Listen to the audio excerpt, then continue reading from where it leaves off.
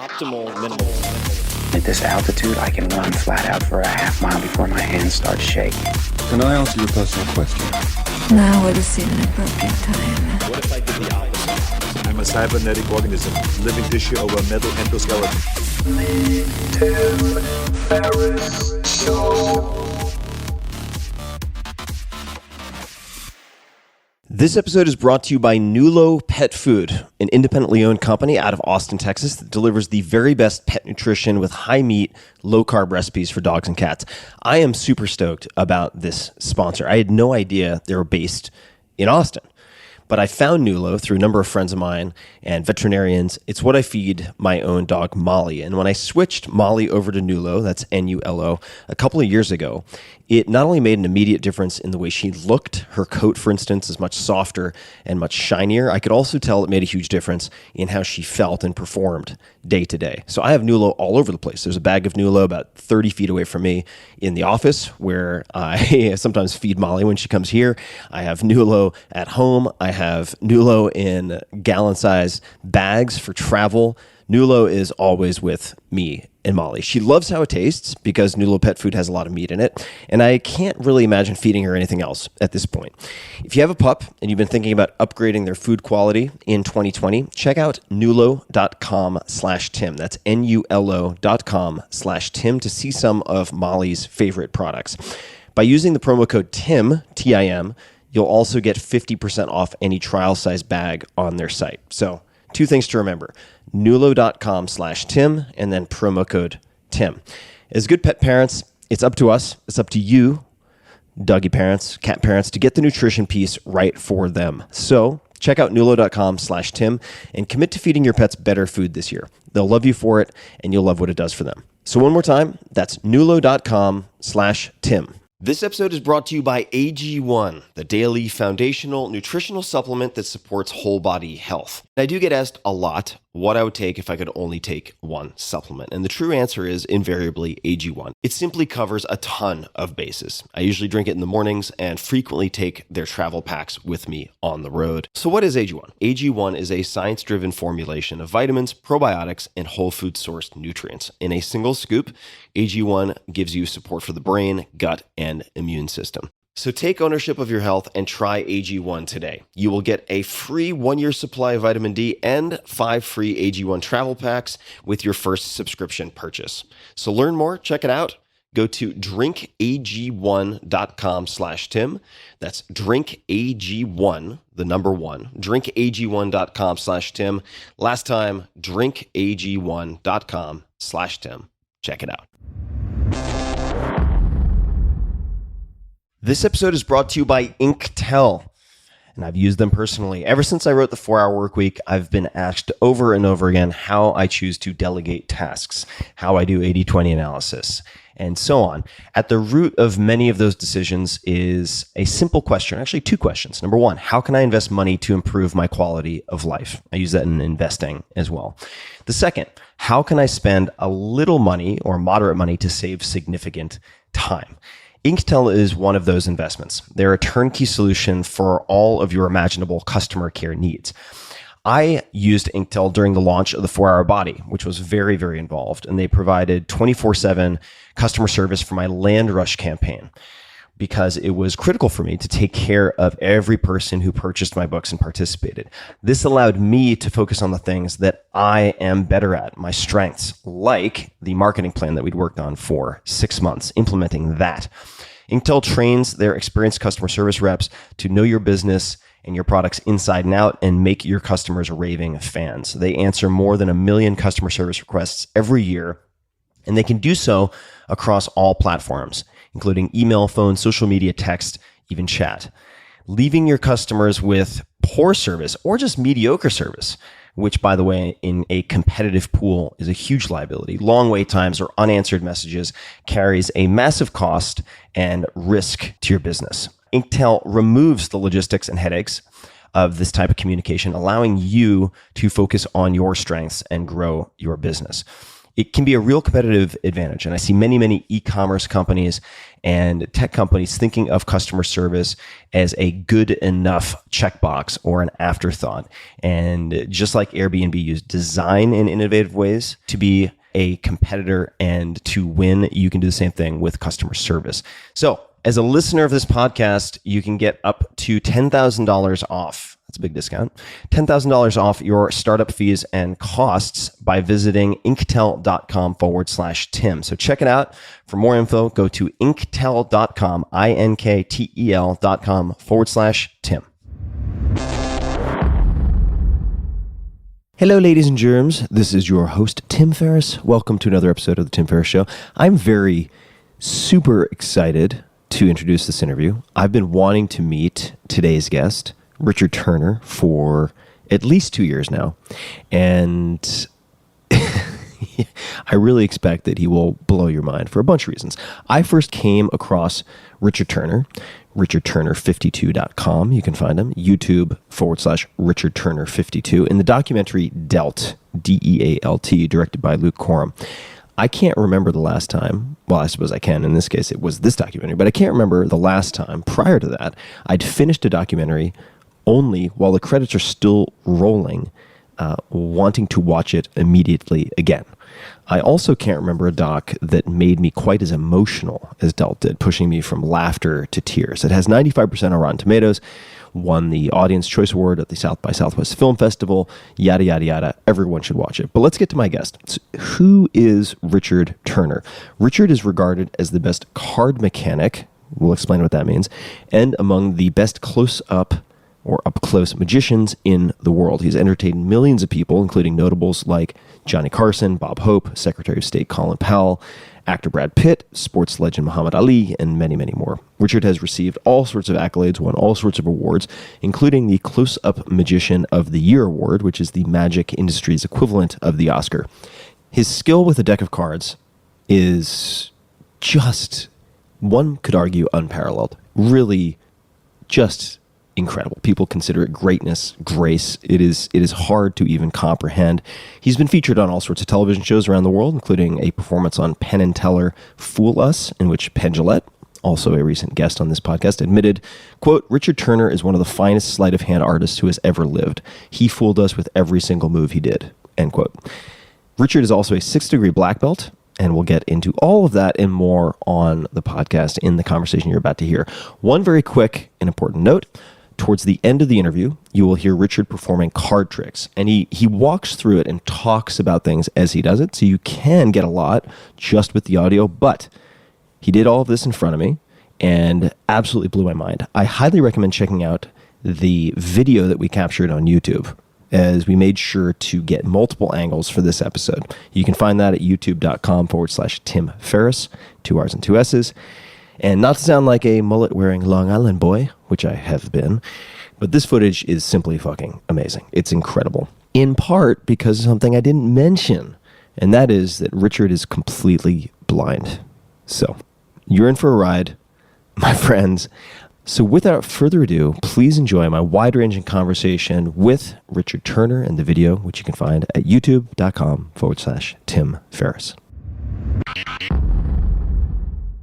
I'm just going to start at the beginning. Richard, welcome to the show, and thanks for coming to Austin. Tim, I'm honored to be here. It is very much my pleasure. And I was mentioning this before we started recording. I have had you at the top of my list for people I want to spend time with, because I find just about everything about you fascinating and have wanted to ask so many questions. And I thought we would start maybe in a place that would be unexpected for people listening. I'm not going to start way at the beginning. In childhood, we'll probably get there. But let's start with the Magic Castle. What is the Magic Castle? The Magic Castle is to magic what the Grand Ole Opry is to country western music. It's the premium place for magicians to perform around the world. And they have what is the equivalent of the Oscar, the Academy of Magical Arts Awards, AMA Awards. And but it's a 27,000 square foot Victorian mansion built in 1907. And you go in, it's strictly for adults, 21 or over, must have ID. back to the old days, you have to have coat and tie. You cannot overdress. If you're underdressed, they don't let you in. They don't like what you dressed, they don't let you in. And it's by invitation only. But it's just a very, very fun venue and place to perform. I just got returned from performing at the Castle night before last. I just flew in last night. You have one of the busiest schedules I've ever heard of, and I've met some very, very driven, busy people.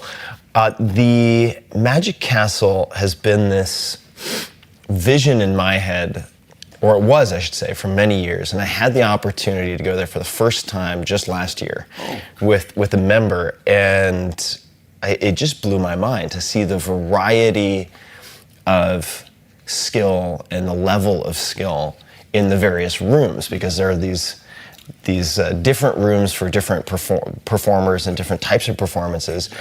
Could you speak to, and I hope I'm getting this name right, Di Vernon? Oh yes, you got it right. So who is Di Vernon, and how did you first meet?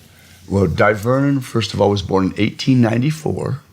He lived to be over 98 years old. My wife, my beautiful wife, Kim, and I threw him his 98th birthday party 2 months before he passed away. And he was known as the man who fooled Houdini. And that took place 100 years ago this year. Wow. 100 years ago. And Houdini had a boast that if he saw the same trick 3 times, he could figure it out. Vernon did it for him 5 times, couldn't figure it out. And so he was known as the man who fooled Houdini, and for over a half a century, he was the best in the world with a deck of cards. And there's different types of magic. There's the big, what we call furniture movers, the big illusionists, and most of those things, that type of show is really money more than talent. You just have to pay $200,000 to buy this big illusion that turns a cat into a person, inside of a cage or whatever. And then there's the parlor magician with the link rings and make eggs come out of their mouth or whatever, something along those lines, where a smaller audience, but that's called parlor magic. Then there's the close-up magician who will do stuff right in front of your eyes, like they'll make coins jump from one hand to the other, or they'll do card tricks. But the most difficult of all forms of sleight of hand is the work for the card table, the gambling work. And that work is the most closely guarded information of all sleight of hand. Nowadays with the internet, just about everything is exposed. And Vernon, wanting to know more about the moves of the gamblers, first read a book written in 1902 called Expert at the Card Table by S.W. Erdnase. And nobody knows who Erdnase was. And at that time, the magicians, the 19-teens and 20s, we don't care about that book. That stuff's too hard to learn. And Vernon had it mastered by the time he was like 12 years old. And so he spent his life hunting down hustlers. He's the first one that found Alan Kennedy in 1930-31, who supposedly could deal cards from the middle of the deck, which no one thought that was possible. And so that information was the most closely guarded pieces of sleight of hand that you can get a hold of if you get a hold of it. And he had passed it on just special people like Charlie Miller and a few others. And I met him in 1975. I'll tell you a quick backstory. Kind of funny. It doesn't have to be quick. But okay. Please go ahead. I was working with a guy named Bob Yerkes, Yerkes. He was just at my show on Sunday. He's going to turn 87 next month. He's been in stunts. He's been in stunt business for 73 years. His first movie was in 1947 with Elizabeth Taylor. And he's doubled everybody under the sun. Literally thousands of stunts on television, thousands of stunts in film. Like in the movie Towering Inferno, or Earthquake. He died 7 times in Earthquake. Died multiple times in Towering Inferno, and on. He was on the movie recently with Tom Hanks on Angels and Demons. He was the minister that was being burned alive, and they forgot to turn the fan on to blow him out. And Tom Hanks says, well, at least he didn't have to act, because he wasn't acting. He was screaming, turn the fan, I'm hot. Anyway, so I was working with him. We were training, it was a show called Circus of the Stars, where we trained celebrities to do circus acts. And I was, for better or worse, I'll just call him his gopher. And but I lived with him, and he's a dear, dear, dear friend has been for almost 50 years. And And so we were training for the Circus of the Stars and a Linda Carter show called Wonder Woman. And Di Vernon heard I could do some very difficult moves with the cards. I just turned 21, and I found I was going to meet him at the Magic Castle. And I found out the night before I had to have a suit to get into the castle.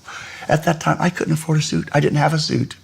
And so I thought, okay, I had my gambling money. I always had at that time, stacks of 20s, which was a lot of money for me. And so I went to the Northridge Shopping Center, set my deck of cards on a coat rack, started thumbing through coats. The sales guy comes up to me and says, "I'll cut you high card for that coat." I thought to myself, this is my lucky day. I said, okay, I'll go for that. And he backs up and said, no, I'm just kidding. And I said, tell you what, I took out 2 twos and a queen. I said, come over to your desk here. I moved him and I said, if you tell me where that queen is, I'll pay double for the coat I picked out. If you get it wrong, you give it to me for free. And he goes, really? And I said, really? Well, I threw those cards and darn if he didn't miss it. I said, tell you what, I'll bet the coat against a pair of pants. Give you a chance to get your coat back. And he goes, okay. Lost again. I said, tell you what, coat pants against a shirt and tie. He said, okay, but this is the last one. And he lost again. So I walked out of there with a brand new suit, didn't pay a dime. And if I would have known he was going to go for it, I wouldn't have picked out the cheapest coat in the place. It was a tan corduroy piece of crap that I still have today because it's how I first met Vernon. And so I still have it as a souvenir. But anyway, so I get to the castle and Vernon, there was 2 guys in the room. Di Vernon, this was in the library, which was separate, closed off to the public. And another guy named Tony Giorgio, who's best known as the actor in the movie Godfather. He played Bruno Tattaglia, which was Vito Corleone's toughest henchman. And there's a scene in the movie where a guy takes a knife and stabs his hand to the bar. Yeah. The guy with that knife, that was Tony Giorgio. That's Tony. And he was a bust-out man back in the 40s and 50s. What does bust-out man mean? A bust-out man is somebody who a casino will have on hand. Oh, hey, that's Tim Ferriss. He's got some money. Okay, Tony, take him out fast. So a bust-out man means they're going to take you down. They're going to take you down quick, get that money from you. Or if it turns out that, man, that Tim Ferriss, he was just too lucky. Okay, Joe, you're out of here. Tony, you're in. Get that money back. And getting back means bust you out fast. Using card techniques? Yeah, using sleight of hand, using card techniques, exactly. Gambling moves, whatever his artifice was. Probably in that case, a peek with a second deal. And, say that one more time? A peek. In other words, he would peek the top card, or know what the top card is, and then he would deal the card under the top card. So you can see that card on top. What's that card? That's 5 of hearts. Okay. And as he would deal to the other players, see, that top card is not moving. And for those that can't see what we're doing, I'm dealing the cards in slow motion, and the top card is not moving as the second card comes out. But it looks as though it's the top, and like here's even with one hand. Now, and of course, when the card's face down, I turn it face down. Yeah. Now you're watching, and you can't tell that you've been swindled. So he would take him down, and so then he became an actor in the 60s. Yeah. And anyway, so at the table was Di Vernon and Tony Giorgio. And Giorgio was, he was about 6'4", mean, nasty mafia hitman. I always used to say he never had to act; he just played himself. Mean, nasty mafia hitman. And because we had battles for altogether 38 years, but we battled each other for 20 years. And at first I was no threat, but anyway, I'm showing Vernon my moves, and Vernon goes, "Well, now that's all right, but I don't care how fine you breathe. When you're moving your hand like that, it's unnatural. It tips you off." And every time I did anything, Giorgio, Kippenstein from the other table, not involved in our little private get-together, would yell, "Won't get the money, won't get the money." And then I'd show him something, "Won't get the money, won't get the money." What did he say? Won't get the money. Won't get the money. Well, not get the money, but it was won't get the money, which is, in other words, it's not good enough for the card table. And so that is sort of sleight of hand smack talk. That is smack talk. Won't get the money. That is like your mama type of line at the card table. Exactly. Right. Won't get the money. You get a double banger. You shot twice. And so, but Vernon, then I showed him the move I just showed you, and that technique, he thought that was kind of clean because it wasn't more natural. And so I remember what he said, and I went home and I practiced what he said. I don't care how much you move your hand, no matter how fine that brief is, it's unnatural action. So naturalness, and that's what I learned from Vernon, naturalness. You have to be natural in your execution.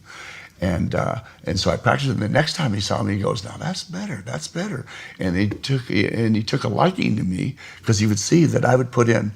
I practiced at that time, and and it's not an exaggeration, even though I almost wish it was, because I would practice average of 14 hours a day. That was my average time practicing.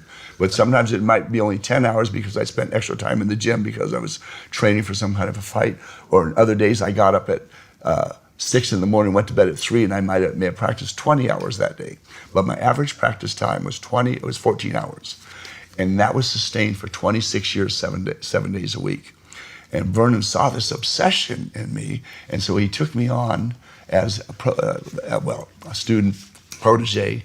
And to cut to the chase, I became the recipient of a century worth of his most guarded card table artifice, techniques that he traveled the world, finding down these hustlers and learning their moves.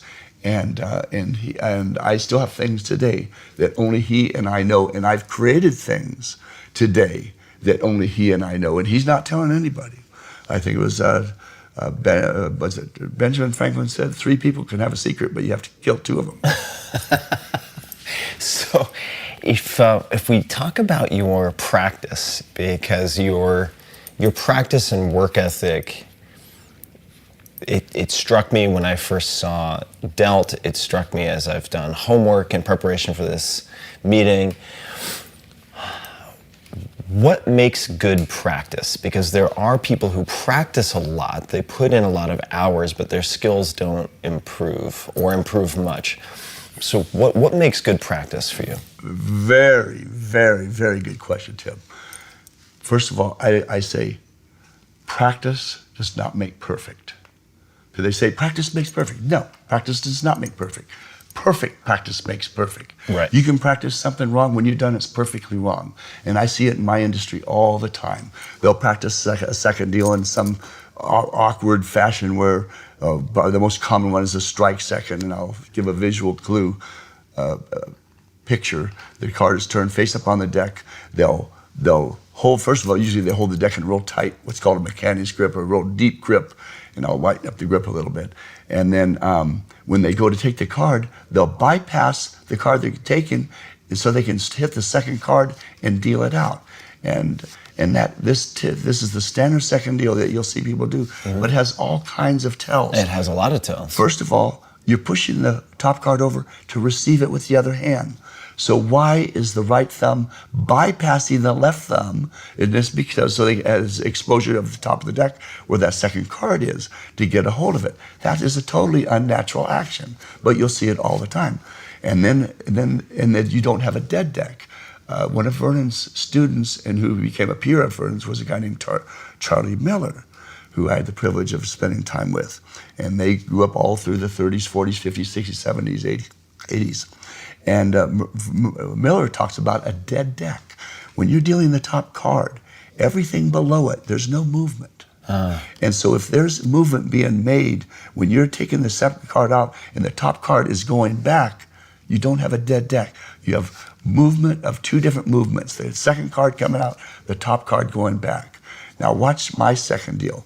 There's no, I'm not crossing the thumbs at all, and my left thumb is there's no leaking of the card at the other corner, and I'm not going anywhere near the top of the deck. And this that particular second deal, I have practiced. Well, I've done it in front of a live audience about 5 million times, and in practice, I've done it over 100 million times.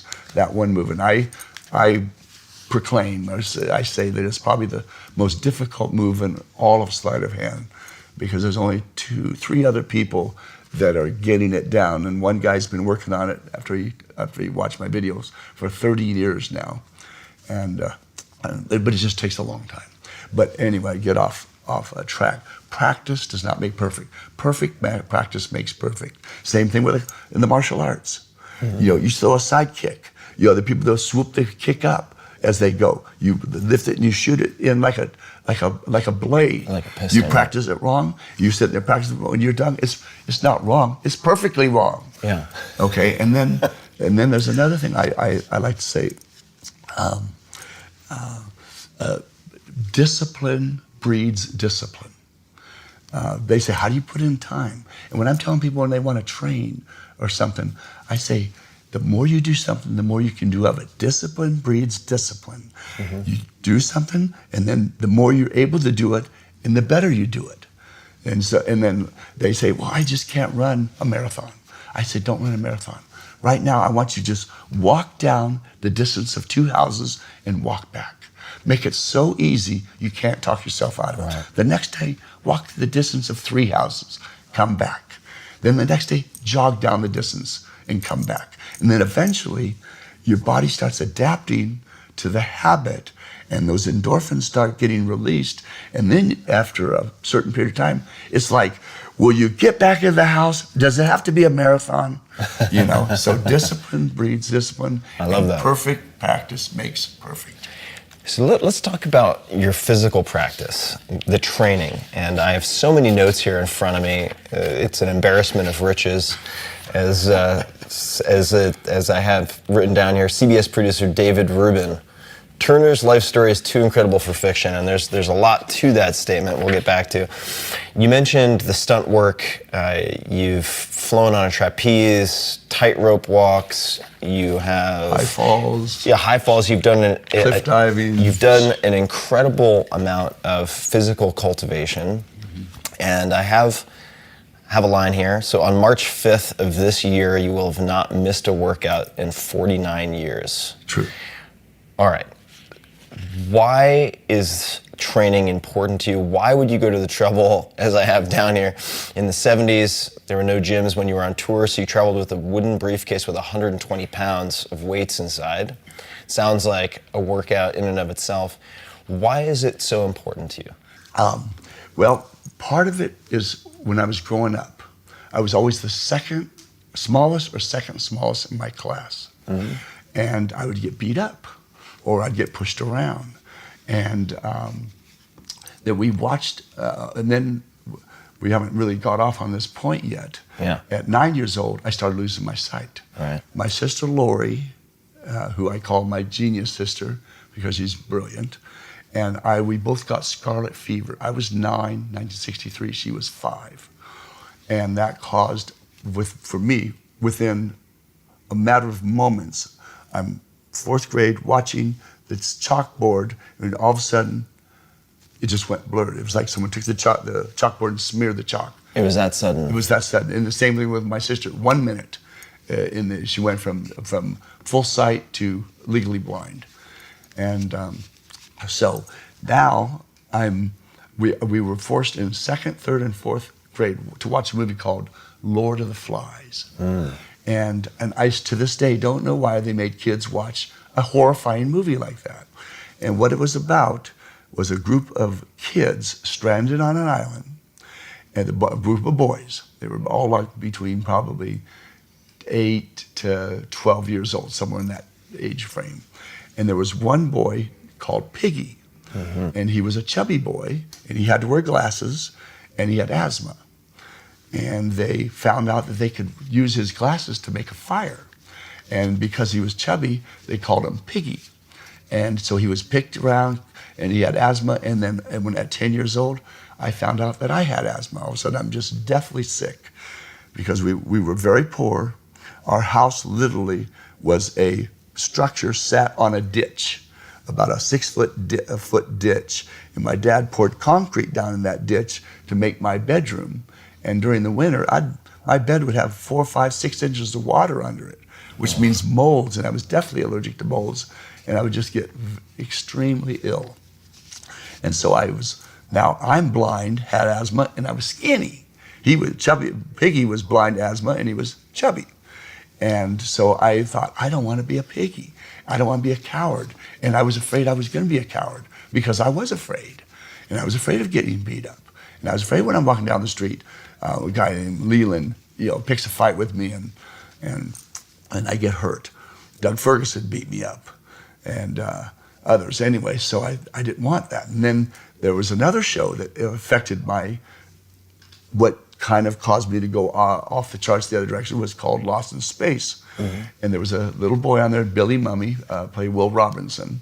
And there was the man on the show, Dr. Smith, who was the man, the coward, hiding behind a rock while this goofy-looking monster made out of paper mache would come walking up, and Billy Mummy would save the day, the little kid. And I thought, he's brave, and I was afraid of turning out like Dr. Smith. And then the third thing was Tarzan movies. You'd see them walk across a tree spanning 2 cliffs that maybe 100 feet down, 1,000 feet down. And then there was always the guy that would turn around and say, whatever you do, don't look down. And then the next guy would be, the coward would look down and go screaming to his death. And I was afraid I'd be that coward that would look down and panic and fall down. So I started just taking things to the outer limits as far as pushing myself. And growing up there, I had three movies on the other side that affected me. One was Ben-Hur, starring Charlton Heston. There's a scene in the movie where he's pulling the oars with his big bulging biceps. And that image of strength made me want to be stronger. I want to be strong. I want to be strong like him. Another one was The Green Hornet, starring Bruce Lee as Kato. And and I thought, I want to kick like Kato. And the third one was the one that really probably set my life on fire was James Garner in Maverick. He was the cool, slick gambler, and I wanted to be a card shark. And, so those are the 3 things, but that's really what started me off on taking things to the extreme. Whatever someone else did, whatever they benched, I was going to bench more. Whatever their split was, I got to where I could do a 200-degree split. In fact, there's even video out there. I'm stretched across 2 chairs, and I'll touch my head to the floor. And so anyway, I just had this thing of whatever someone else did, I had to top it. Not that I was able to top everybody, which I was not, but the top people in the top 1%, and I've trained with some very world-class athletes, and I either trained them or trained with them, and people had a hard time, be frank, keeping up with me. Well, I mean, you're still an extremely fit guy. You told me before we started recording that you worked out at 5 this morning. Yeah, well, and you understand this because you're an athlete yourself. That's another thing I do because it wakes me up. It gets the adrenaline going, the endorphins shooting, and because I had shows all week last week, every day. And I flew in last night at 9 p.m. and I thought, okay, I need to be on my best game because I'm meeting Tim Ferriss and we're going to be talking for 2 hours. And my voice was already worn from all the shows I've done. And what's the best way? The first person says, rest, relax, get ready. I was in the gym, and then all of a sudden I started at 5, and it's 11 minutes after 7. I've been in here for 2 hours and 11 minutes. My ride's going to be here in 49 minutes. Dash down to fish tacos that my wife made. She makes the best fish tacos anywhere on the planet, my wife Kim. And I down those things, and then shower, and here we are. And as you mentioned, we hadn't covered and hadn't talked about Cited. Or the other CBS, Charles Bonnet syndrome. Charles Bonnet syndrome. That's French, and English is Charles Bonnet syndrome. Especially in Texas. Yeah. And I didn't bring it up earlier very deliberately because I want people to understand that your incredibly deft technical mastery of what you do stands on its own head-to-head against anyone, period, full stop. So I wanted to make that. I appreciate that. Yeah, it's true. And that's certainly been recognized by many people. And I certainly want to chat about the Charles Bonnet syndrome, but I didn't want to lead with it. Mm-hmm. But since it came up, and we chatted very briefly about this before we started recording. Could you please talk to me about the red and blue spectrum? Because I've heard you, or I've read you say that you can see things, or you see things that other people don't see. And I'd love to just know what your sort of experience of reality is like. My world that I live in. Your world. Yeah. First, let me explain what CBS, Charles Bonnet syndrome, was first documented in 1760 by Charles Bonnet. And it's a very rare condition. And Dr. Oliver Sacks, he's a best-selling author, and I'm sure amazing author. Yes, I'm sure you're familiar. He has two books, one called Hallucinations, the other one called The Mind's Eye, where he goes into specifics on CBS. And he's probably documented more cases than anybody. And up till 1990, there was only 6 documented cases. And then he's found a few only 6 up to 1990. 1990, And then he's documented a few others. And I'm the most extreme case on the planet. Most people, first of all, let's kind of give you a picture view of what CBS is, Charbonnet.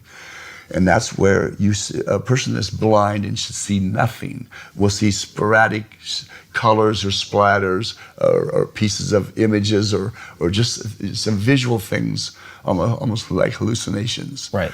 And they're sporadic.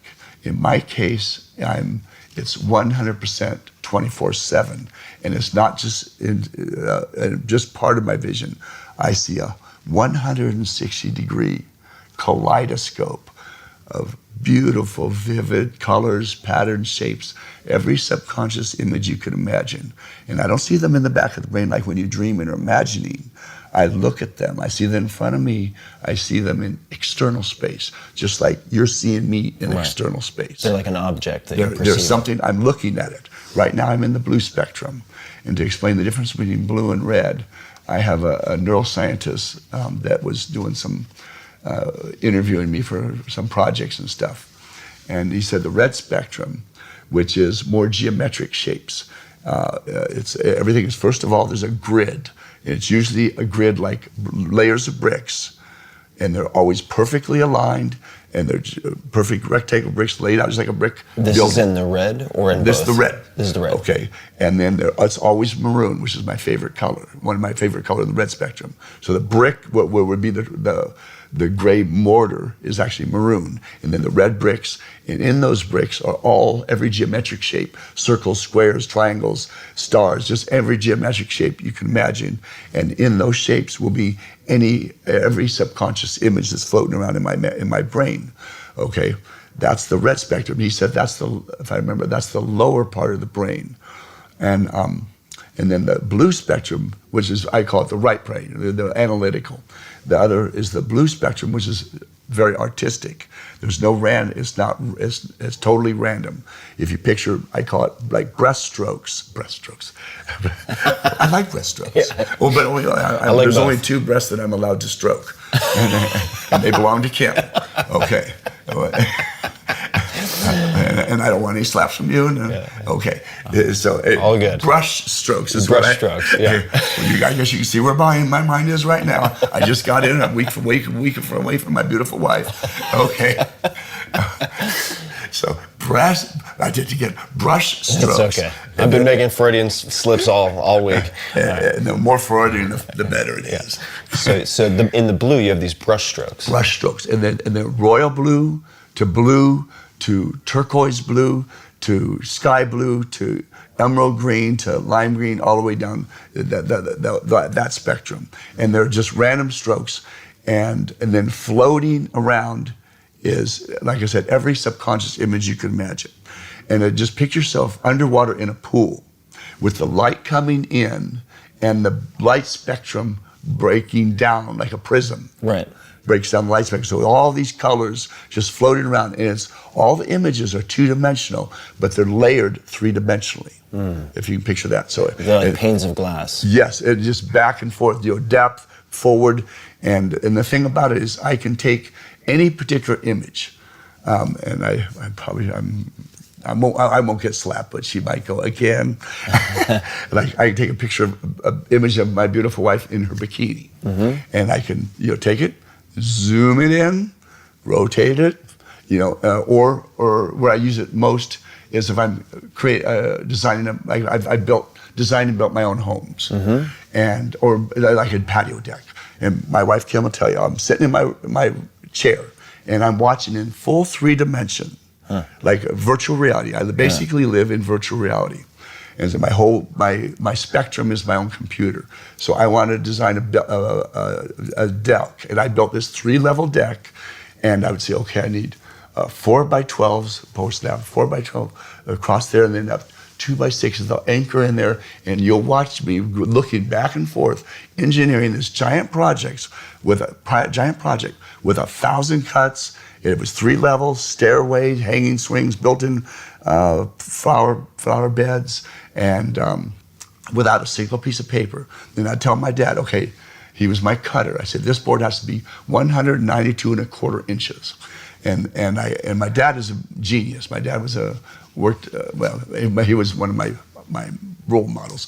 But I can't tell him or my wife what I'm going to do because I can't explain 1,000 cuts. Yeah. What I'm doing is all in here. And so then we'd start putting it together, and then he'd watch this whole thing come together. He goes, now I understand what you were talking about doing. So that's one of the ways that I use it. And probably the thing I use it mostly is like I want to remember a phone number. I can write the number down in the air. I'll see it floating in the air, just like you'd see it on a computer screen. My mind takes a picture of it, and I have what's called a eidetic memory, and then I just files away. Wow. And I bring it back up. Or when I'm practicing with cards, and I do this every time I'm at a restaurant or when I'm people, and I'll have the table, and I'm watching the move, and I'm analyzing something I'm doing, and I'll see it, and my mind will create the image, and it's not flesh like you have. Right. It's more of a conglomeration of all kinds of geometric shapes or images to create the image of an arm, the image of the cards. So it's not flesh and blood colored in the same way you would see it. But I will see the image of the constructed within my mind, what I'm looking at. And then I'll analyze it, and I'll see everything going on. Yet there's a solid object between me and what I'm looking at. Right. But yet here's the interesting thing: if I turn like this, can't do it. If you turn your head. If I turn my head, I have to be looking at the object. Like my medicine cabinet is an example. I have a friend who's a writer. He thought this was interesting. My medicine cabinet, I'm going, where is that Campophenique? Okay, and I see everything in my medicine cabinet. I'm going down, there it is.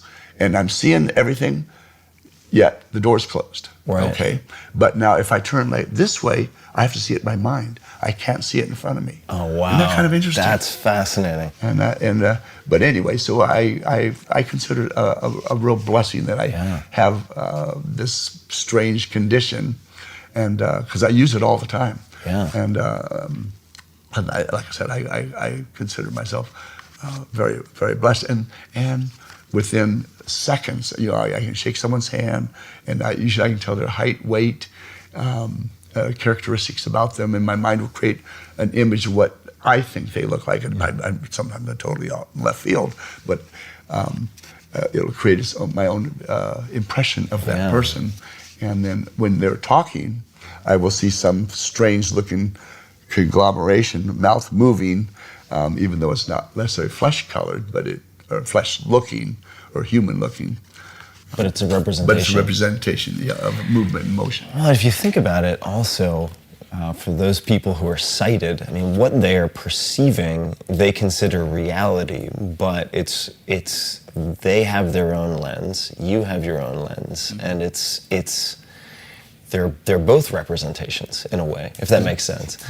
And I wanted to ask a few follow-up questions with the eidetic memory, the photographic memory. Is that something that you had partially or fully before losing your sight, or is it something that was developed over time, a bit of both?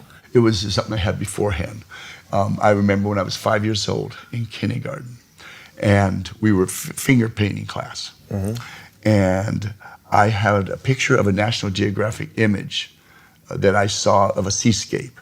And so all these other kids are just doing their finger painting, their nose and their ears and their hair and their table, and I come up with this seascape. And to this day, what is it, 60 years later, so over 60 years later, I can still see the exact thing that I created 60 years later. And it was, start off with the ground, and then I had seaweed.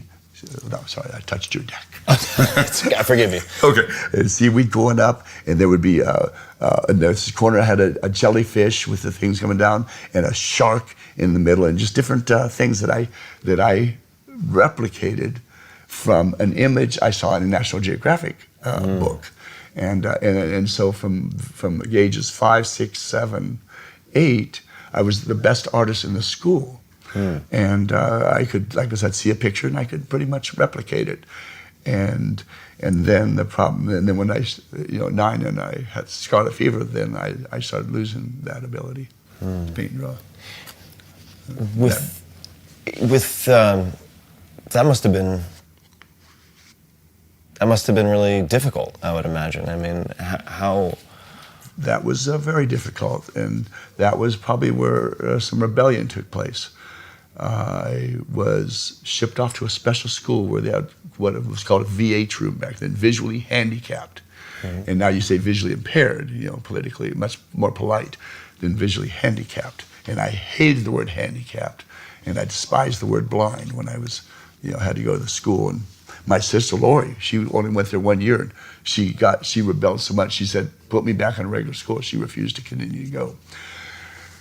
But my vision was worse than hers at the time, and so she was able to get away with it. I was not, and so at the school, the best artist was a girl named Sharon Coleman, and she was the best artist. Where I was always the best artist at Naranka in first, second, third, fourth grade. Now all of a sudden, nobody knows who I am. Nobody cares. I'm Sharon. She's the one that does the best artwork. And so there was a guy in the VH department. There was about a dozen of us and we'd go to, it was a regular school, but they had a VH department, visually handicapped department. And one of the guys in the VH room was a guy named Ruben Corral, who, because he was from Mexico, was like twice my size, and he was 2 or 3 years older than I was, but we were in the same grade because he didn't have the opportunity to go to special school. And he would just scribble. He couldn't draw at all. So, and he got attention. Hey, look at that, Ruben's stuff good. So he got attention for just doing crap. And so I started doing crap. I started, instead of showing my skills with the best I could, I started going the other direction and just scribbling. Although I did do one 3-dimensional project that Dr. Sam Cumby, who was the teacher, I did a sculpture. And I still have it in my office. You can still see it today, of a Buddha monk and a bald head, and anyway, and it was all what would the word? It was all properly proportioned, and I got A in that for that project. And that's one of the few things that I still have from that. But that was a 3-dimensional thing. Why did you keep that? Because I got an A. Because it was actually. I'm not saying you shouldn't. I'm just curious. No, because I did a good job. But that's also an astute question on your end, because there was other pieces I did, and in high school I did a collage, and I was just rushing through my art classes because I could do stuff, and if you got 7.5 points, you got an A. And I could have my art projects done within the first month of the semester. And I already got my A, so I could mess around after that. And I did this one project, and I don't even know what was, to this day, I don't know what was so good about it. But we had my teacher was Mr. Swenis. His assistant, don't remember his name, but he went to San Diego State University. He took my art project and entered it into a statewide college competition, and it got first place. And he gave me the ribbon, the blue ribbon, for first place, and they just put it on display in the hallway at the high school.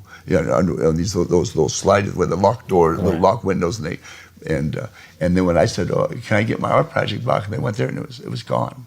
No breaking, there was no glass broken.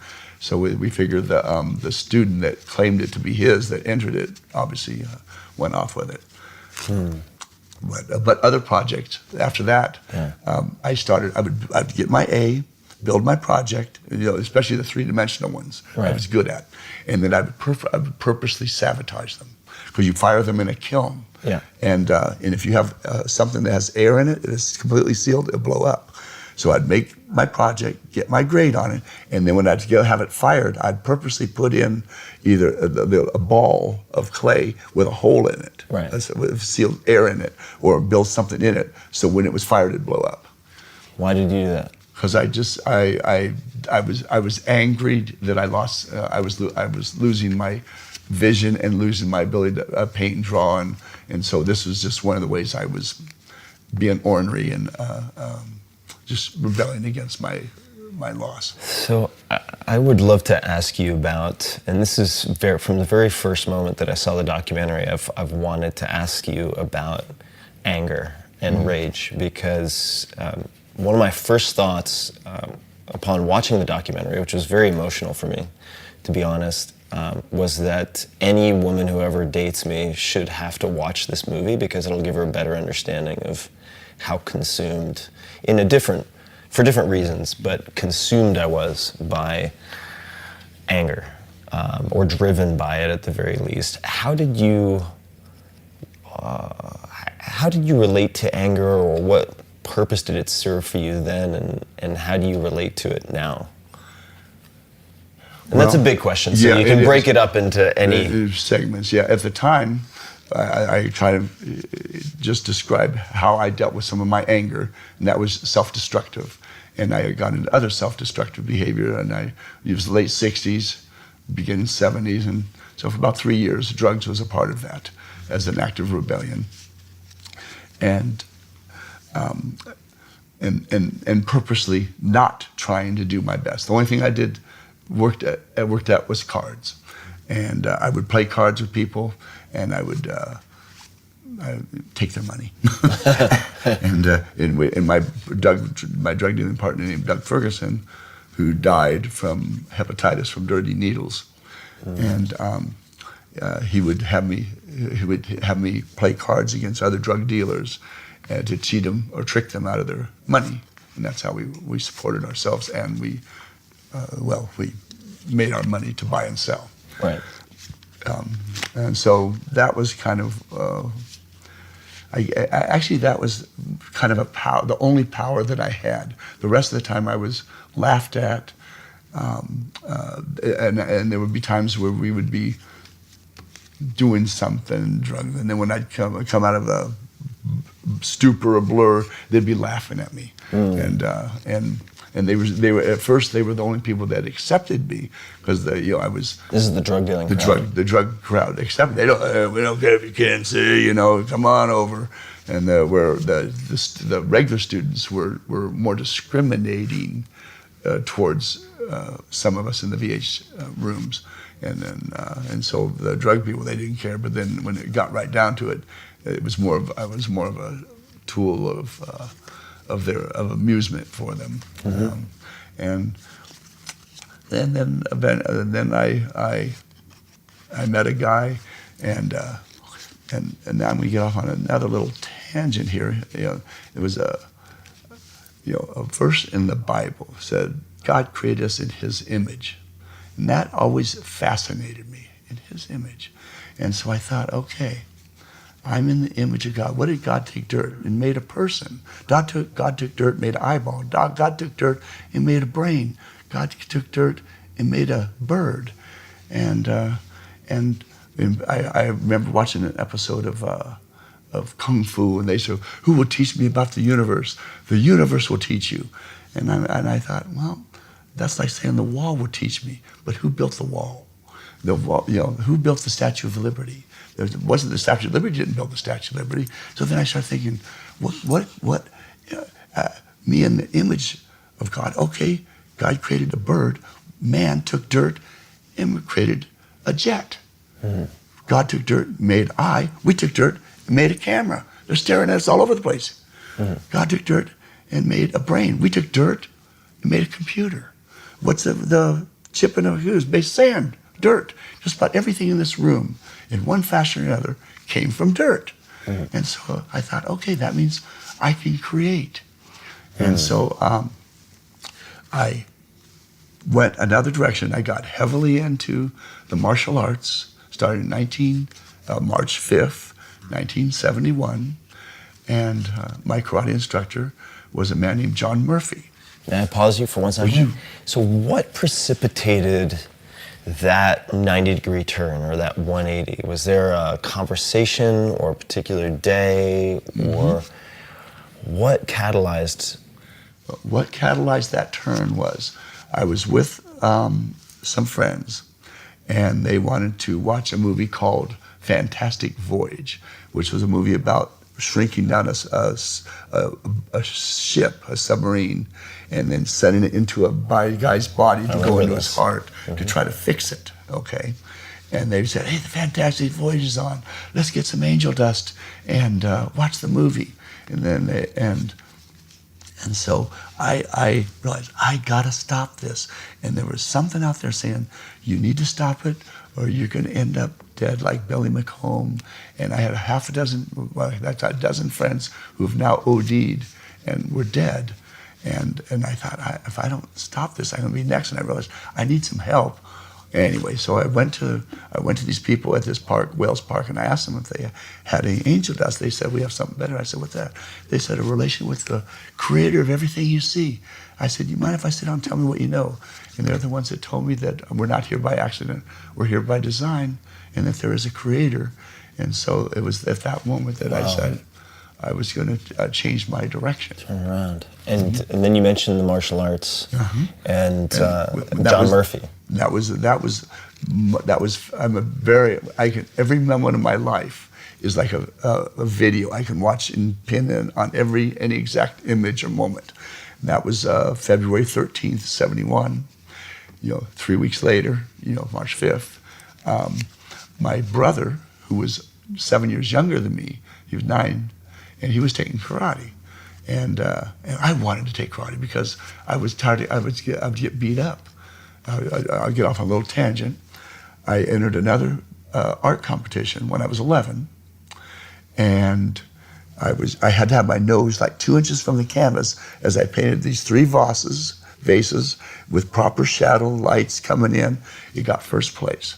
These 2 boys didn't like that this blind kid got first place, and they called me Mr. Magoo. There was a cartoon out that time starring Jim Backus called Mr. Magoo. It was this goofy, sight-impaired person that just went through life jollily, just missing trains and planes, trains, and automobiles, and that was me. And so they'd flip the bird in front of my face and say, hey, Magoo, how many fingers am I holding up? And while I was distracted, his friend picked the wallet out of my back pocket and then dangled it in front of my face and said, hey, Magoo, got any money? And when I grabbed for my wallet, he'd then throw it over my head to his friend behind me in a cool game of keep away. And they kept, every time I turned around and grabbed it, they'd just keep going back and forth over my head. And then finally, one of them started literally slapping me across the cheeks with my own wallet saying, got any money, blind boy? And the other kid jumped on my back, drove me to the ground, kicked me in the ribs, and they ran off laughing, saying, thanks for the hot dog, Magoo, because I had $3 in there. For me, $3 was all my entire life savings, card play, and everything all rolled up into $3. And so I was so upset about that. And so that jumps forward to the martial arts. Is that where we wanted to head? And anyway, so my brother was taking karate, and so I wanted to go down, and they gave him warning. Well, this guy can't see, and Murphy, he didn't care if you're blind, deaf, or dumb. He beat everyone equally. He was my sensei, Sensei John Murphy. He was a year ahead of Chuck Norris. He was a class of '57. Norris was started in '58, and Murphy opened up his school in Tijuana in 1960, and he was the first white guy, who was called white guy, Caucasian, he was Irish, to get a black belt in Japan in this particular system, Wadokai, which is a kind of a cross between Shotokan and Taekwondo, where it combines hands and feet. Where Shotokan, strict Shotokan, which is the number one style, was really mainly hands. Anyway, he said, we'll take him. And at first he told him, don't hurt him. And the girls, I'd get beat up by the girls. Get beat up by the old ladies that we would, Noelle, who would be our driver. old enough to be my mother, and it was all I could do to keep from ending up on the floor. And so I realized, okay, I gotta start getting better at this. And at that time, I weighed 110 pounds, and I'd had my full height of 5'9". And Murphy said, okay, I want you to start you need to start lifting weights, because you got to put some meat on those bones. So I started pushing weights, and I went to Gene Fisher's gym. And Fisher, he held the world's record for the curl at that time, 1963, 221 pounds. So much 221 weight for a pounds recorded and 226 unrecorded. And of course, he was in the 200-pound category. Yeah. And so at that time, I weighed 130 pounds. I got up to 130 pounds. And at 130 pounds, I could pull down 220. And he would have to pull me down, lock me in, do my reps, lift me back up. I was about 250 on the bench at that time at 130 pounds. And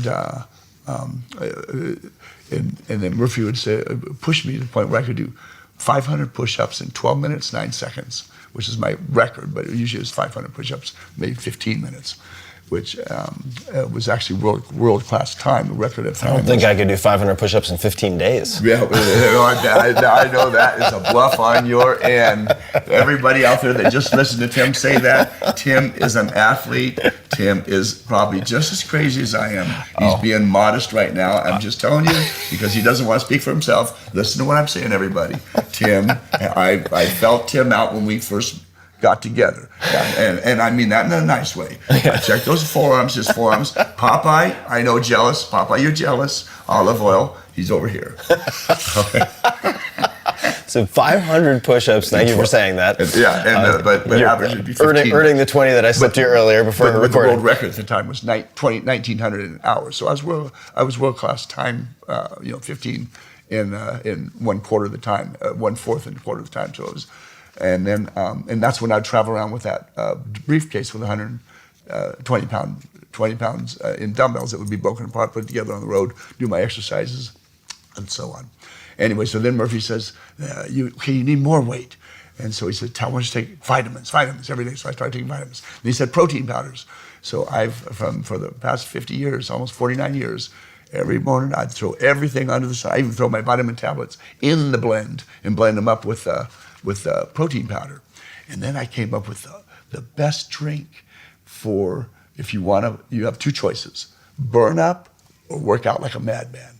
And I call it Liquid Hell. All right. And what it is, you take water as your base, Yeah. and I'd put in Schiff's Brewer's yeast, which really is tastes bad. Yeah. I put in half a banana for potassium and 3 to 4 to 6 jalapeno peppers. Blend it up, and you had 2 choices. You either worked out or you sweats just started pouring out your head. And my workout partner, Jim Blowers, who you probably saw in Delt, he was the one that was talking about riding on the back of my motorcycle, telling me where to go. And he said, when he first started college, I said, okay, you have to have some Liquid Hell. And the first time he did it, he threw up in the sink. And I said, you're not wasting that Liquid Hell. You drank the rest of that. And so he got it down, and he couldn't go through a final without having his Liquid Hell, because it stimulated his brain and his body. Anyway, so... but it's not for sissies, I'll just say that. Anyway, so that's what I would drink to just boost the energy level. And anyway, so I finally put on some weight, and then I remember 1980 is when I broke 160, got up to 160 pounds. And then I kept pressing, and I got up to, I worked out with Doug McNolly, who was Mr. Universe, at his place, and I got up to 340 on the bench. That's where I topped out at, and I weighed in at 168. And today, when I got my first black belt, my first degree black belt, and Murphy wanted the hardest test, and it was considered the hardest test at the time. You had to fight a 10-round bout with a fresh fighter each round, 10 3-minute rounds. And he didn't care he didn't want to deal with lawsuits, so most of the testing and training took place across the border of San Diego and Tijuana. And so that's where his school, he had school in the States and another main branch. Quick question for you. Is it true that you were offered an honorary black belt? Yes, because and you did not accept? No. To get my first belt, I had to fight 1 round, 3 minutes, and plus all the katas. And the thing about the katas, because of my eidetic memory, I could memorize them in 1 day. Right. Yeah, and in fact, when I got my 4th degree black belt, I had a 6th degree black belt kata that I learned in 1 day. The guy went through it, and then the next thing he sees it on film, he goes, "I can't believe you did it. I just showed that to you, blah blah blah." Just days before, And for those people who don't know, a kata is a predetermined sequence of moves that you perform alone. Exactly, doing punches, kicks, blocks, counters, and it's like a martial arts dance. Right. So a 6th degree black belt kata would be like someone being shown a sort of extremely complex halftime performance at the Super Bowl dance routine, and then being able to replicate it shortly thereafter. Perfectly explained, exactly, Tim. And so I get the katas and all that stuff down overnight, right off the bat. But it was the fighting, because to let you understand how I was seeing at the time, because I had some vision. At that time, my teens and 20s, my vision was measured at 20 over 400, 20 over 450, with no center vision, because my macula, which is the center of the eye, was gone. Yeah. Okay, so there's no macula. That's your forward vision. So if you just picture yourself, there's a hat in front of your face. Wherever I turn my head, there's a hat blocking that part of the vision, okay? With me? Yeah. Out of the corner of my eye was 450. So 2200 is legally blind. 2050 is, you have to have at least 2050 to drive. So out of the corner of my eye, that's where I would see the images or shadows of my opponent. And so I'd always be looking at you like cockeyed. I was wondering about that, because I noticed that in the footage from the documentary. Yes. Yeah, got it. So you're looking at your peripheral vision. Yes, because I had no forward vision at all. Right. And that's how I know when I'm looking at people at that time. Now I have no vision at all. Right. But at that time, if I couldn't see anything, I knew I was looking right at you. Which was anyway. So because my first belt yellow was 1 fight. Green belt I had 5 2-minute rounds, 5 bouts, 5 rounds, with a fresh fighter, 2-minute rounds. And on a scale of 1 to 10, I trained, I practiced, and I thought, okay, I figured it was going to be maybe a 4, 5, or 6. It turned out to be a 20. It was beyond my worst nightmare. And it was August 2nd, 1972, and it was over 100 degrees outside, and our dojo was in Tijuana, as I said, and it was a solid cement block building. Yeah. No windows, no air conditioner, not even a fan. Wood floor, scratched up wood floor, and whenever they would have tests, it was like blood sports, like cockfights. Yeah. And so all the sadistic people would come out to watch whenever they hear that the gringos are going to be coming up and there's going to be some fights. And so John Douglas was testing for his black belt that day, and I was testing for my green belt. I was the pre-show before the big show. Right. And, the warm-up act. Well, I was the warm-up act, and so I get out there thinking, and it was because we're all crammed into these little things. The humidity factor was in the 90s. Yeah. So before I even started, I'm pouring. I was gasping for breath as soon as I did my first set of katas. Then I did my defense moves. I was already gasping. And then I started my first round. And right before we started, the rule was we would respect each other's head. If you don't hit me in the face, I won't hit you in the face. Body's open target, no limit. Okay, groin shots, everything the way we would respect each other's knees. No knee shots, everything else was open. If you hit me in the face, then the face becomes an open target. And so Murphy said, now if these guys start hitting you in the face, don't think about it, just keep fighting. And at that time I thought, what? I thought we were gonna mark our shots to the face. And within the first few seconds of the first round, bam, bam, bam, 3 shots, bam, bam, bam, right in my face. And I'm going, oh my God. I realized I was fighting for my life because they didn't like us gringos down there. And everything was just set in, discriminated against the Black Clan, which were the black fighters, Black Federation, and the Mexican fighters, and the gringos. Right. And so the first round, I'm just gasping for air. Second round, This guy watched the Bruce Lee movie of Enter the Dragon, and it was before that, Fist of Fury, where he does a step-up heel hook, spins around with another heel hook, and I catch the one, like, wow, I blocked that, boom, only get nailed with the other one coming around the other way. And third round, this guy would like knees, so I kept getting knees in the groin. Fourth round, the guy even stance, he switched stances on me, grabbed my front hand, went right by me, and bam, right in my left eye, caught an Orozuki, or a right-hand punch. And pretty much knocked me out. And now I've seen nothing. I'm just seeing stars. And Murphy says, wipe off the blood. Don't think about it. Keep fighting. And I'm just holding myself up against the bathroom. And I couldn't even hold my hands up by this point. And so then the fifth round was probably my best round because I was really I was virtually unconscious. And then they yelled, Rosemary, his wife, yells, tiempo, which means time in Spanish. Yeah. And the second she wrote tempo is when I hit the ground. So I got it by 1 second, and then I was so exhausted and have an asthma attack. I had to stand up because I had to bow out. Yeah. As soon as I bowed out, I hit the ground again. Now everybody wants to congratulate me. I had to stand up again. And we weren't allowed to have water. And so I crawled to the bathroom. And John Douglas will tell this story. Murphy's probably going to be mad at me for telling it.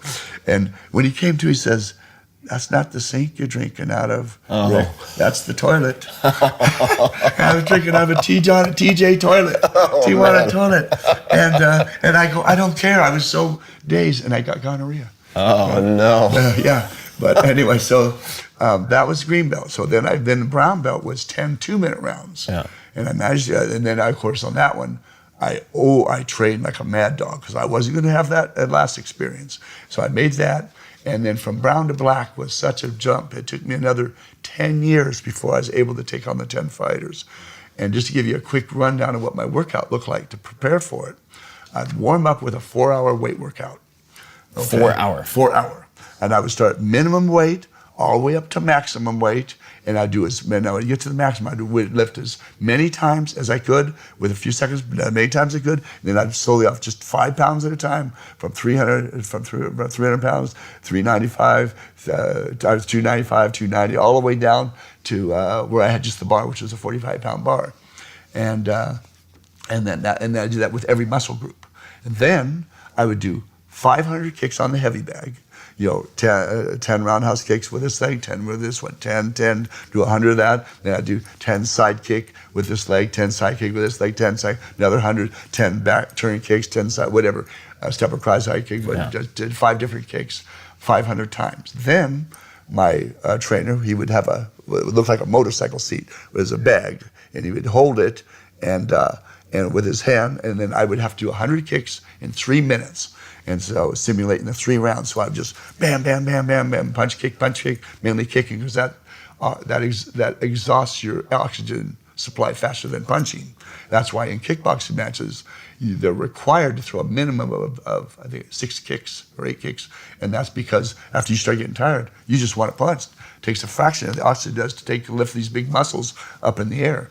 And so I do that, and I take a 10-second break, do another 100, another 20-second break, 100, I do 1,000, I do it 10 times, it would be another 1,000 kicks.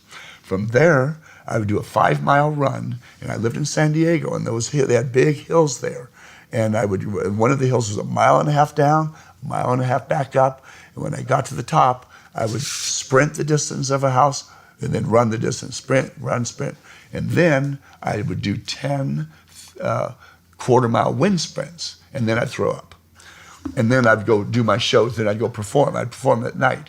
And then every other day, I would go rounds. Murphy Douglas would have me go, 5 rounds, 5 rounds, building up to it, and sometimes 2 on 1, because you don't have time to rest at that.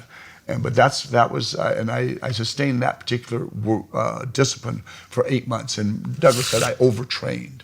I went too long. But my problem was asthma. Because being asthmatic, sometimes fear can trigger an asthma attack, and that's what happened on that green belt that I described. And you can't fight if you can't breathe, and so I had to train my mind to not become afraid.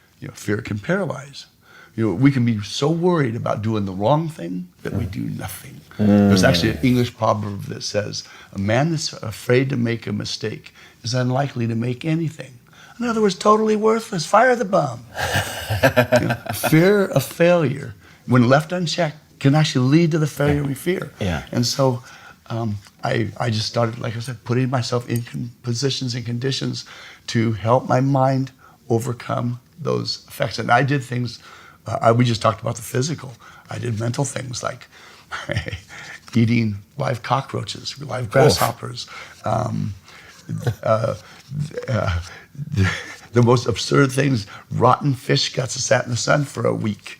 You saw where I chomped down on the eyeball of the mahi-mahi. And the thing is, if you can't take it, the person would throw up. Yeah. And the people that were watching almost throw up. One of when I did the guts, they did throw up. Don't try this at home, kids. Don't try this at home. This is a closed track with a trained professional. Yeah, it was just to train my mind to be able to take whatever is being dished out. And if I can control my mind and body, then I can make it. And that triggers another thought real quick. I'm going to go back to the Charles Bonnet, and how that can create strength. One of the ways I use it the most, and we haven't even mentioned, is in training. As what I can do tremendous numbers of reps.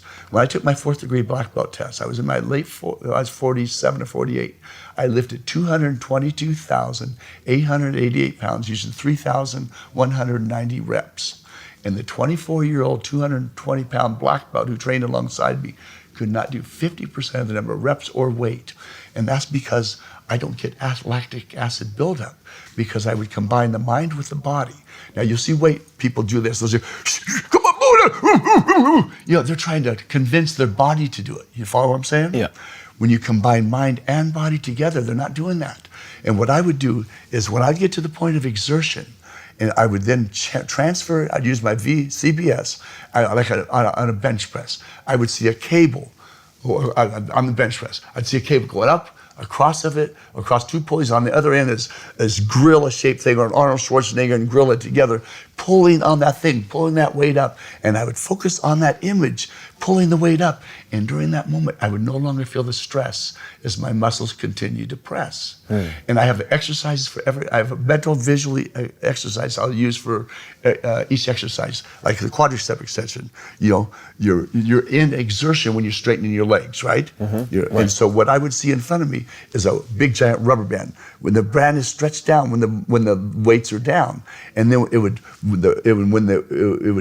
rubber band would go up and it would just go wide, and that's when it's pulling the weight up. So I'd watch it and I would see it pulling the weight up. So when I'm doing the exertion is when I'd feel it the least. Or another image, like when I'm doing a hammer, like I'm on my back doing a tricep, I would see a hammer falling, okay? And when the hammer's falling is the least amount of effort, right? Yeah. Because the way the hammer's going down. But when I'm like this, so I'd see the hammer falling, but that's when the tricep is being engaged. Yeah. And I taught my wife, I taught my wife this, and within a month's time, what she would do, I'd say, well, look at yourself in the mirror, your reflection. And when you get to the exertion, like a bench, military press, at the point of exertion, so we'd always do sets of 52 reps. And when you get to 48, then transfer that, see that image of that reflection, pulling those weights up. And she got to the point where she increased her muscular endurance 30% in a month time, and she was already in top shape. And right now, I could give you an example of that if you wanted to stand up. But and of course now I'm almost 66. So I don't know if I used to have a demonstration that I would do where I would bend the arm of the person. And there's only one person's arm I was not able to bend, and doing this demonstration for 40 years. And no one has ever bent my arm. But if you want to stand up, I can, I don't know if this is... Sure, let's try it. So, but I'm not going to try to bend your arm because of surgery. You get on this side of me. All right. And see, look at those muscles. Now, usually I put myself up against the back, so I'm pinned in. Now I'm going to have you put your arm right here. Okay. Your other arm here. Yeah. Okay. Not on the wrist. I want to put wrist. And your job, this is what all you're going to do is just bend this little elbow here. All right. Okay. Yeah. Okay. Go ahead. And look, I'm not using Go, come on. It's not gonna happen. I'm not using any strength at all. Look at my hand. Yeah. Totally relaxed. Yeah. Now I'll tell you how I did it. Okay. Once again, it's creating mind and body together. What I did is I envisioned my arm as a fire hose. Yeah. Shooting out that fire hose is 1,000 gallons of water a minute. You can't bend a fire hose, I'm sorry. Yeah. Right? If you think about a fire hose, when the water's shooting, you're not gonna bend a fire hose. So I get that image in my mind. I'm just shooting that fire hose, and I've never had anyone ever bend my arm. And yet, without that, until I showed them, they learn how to do that. Then I can't bend their arm. But anyway, that's just kind of a little side note. But how I've used my CBS to create a lot of strength, and I also used it in my training with the cards when I would train, when I analyze moves and break them down. And what I would do, I'm just kind of transitioning into something else here randomly, but what I would do and why I was able to put in so many hours is I would analyze the move. So, okay, I want a second deal a certain way. So I'd analyze the move. Okay, I want no leaking. And so I'd analyze what I want to do, and I'd practice it in slow motion till every exacting element of the muscle memory was firmly embedded in my brain. Okay, then I would turn it into a subconscious habit. We all have habits where we're tapping a pen, right? Yeah. Tapping our feet. That's idle energy wasted. It's like an engine of a car running, going nowhere, just idling. That's still energy expelled, right? So what I did is I learned to take all that energy and funnel it into just my hands and what's in my hands. And so that's why I would take it and I turned it into a subconscious habit. And that move, I would then sit there and practice it hundreds of times. I do it thousands of times, tens of thousands of times, hundreds of thousands of times. Then maybe 2 or 3 years later, I'll look down and go, by golly, I got it. And then some of the things Vernon would say, that's not possible to do. And so I would figure it out, analyze it, show it to him, and then you go, I don't understand how you can do that. Well, what I loved discovering in the process of prepping for this conversation, and I want to put a button in the black belt test in a second, but that Vernon would describe to you the ideal of how something would be performed, even though in reality he hadn't seen it executed that perfectly. And you, with your powers of visualization and the way that you would digest his teaching, would then go and develop the ability to do what he thought could not be done. At least that's my understanding. That's exactly right. And he did that I had the privilege of being with Professor Vernon for 17 years. In those first 5 to 6, 10 years, like you said, he would describe to me, he said, Richard, this is the way it has to be done. Your hands have to be natural. You don't want this deep grip when you're going to deal a second or a bottom. Your fingers need to be on the sides because it's more natural. That's more the way you're going to see your general person in the public hold a deck of cards. And so you don't want to create any unnatural suspicion by your actions. And so he would tell me, okay, you have to be able to do it with those fingers on the side. And so, okay, fingers on the side. And you don't want any of this action here. So I'd practice with my hand on the table without moving it. And so I would take the pieces, what he said, and I would practice it. And he would actually tell me, he'd say, feel my hands. Feel the position my hands are in. I would feel his hands. Okay, got it. Okay, okay, I got it. So I'd see the picture in my mind of what his hands were showing me. But he never did it because it's an action. I really couldn't see him do the action because my hands were getting in the way of him executing the action. Right. But I knew the action of what he was showing. So in my mind, I would see his hands, visualize what he said, this is the way it should be done. And then I would come up with it and create it. And then the next time he would see me, he'd go, hey, come on, watch this, look at this, watch this action, perfect action. You know, he'd get all excited. He'd have all the other card guys come over and watch a perfect rhythm.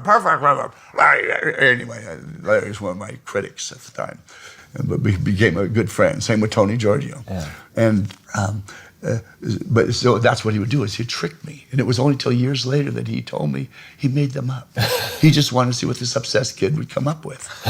And that's why my work has kind of as most 99.9% of the gamblers and cardmen out there will tell you, it's unique and separate from the way any other person handles the cards. And I want to tie up one loose end with the black belt test, just to flash forward, because we covered a lot of it, but 10 fresh fighters, 10 rounds, you end up with a broken arm at some point. Seventh round. In the 7th round, so you're fighting with a broken arm. There's footage of this, of course, in the documentary, which I encourage everybody to see. And you get your black belt. There was coverage of this experience. Of course, there were some cameras, but also there was a piece in, was it the LA Times? LA Times. Now, why did you, my understanding is you did not like the piece, or you did not like the headline. Why is that? Well, because they used the word blind man earns black belt. And at that time, I was very stubborn. And I was just stubborn and probably self-absorbed. And I wanted my work to stand on its own. And I wanted to earn it the way Terry Crook, John Douglas, and his top other black belt fighters did. That's why when they offered me an honorary black belt, he said, you put in your time, you put in your lumps. I said, no, I want to do it the way you did. And then that's when I started the training, like I described earlier. But it took me 13 years and 3 months and 5 days from when I started to when I finally got it, from beginning to soup and nuts.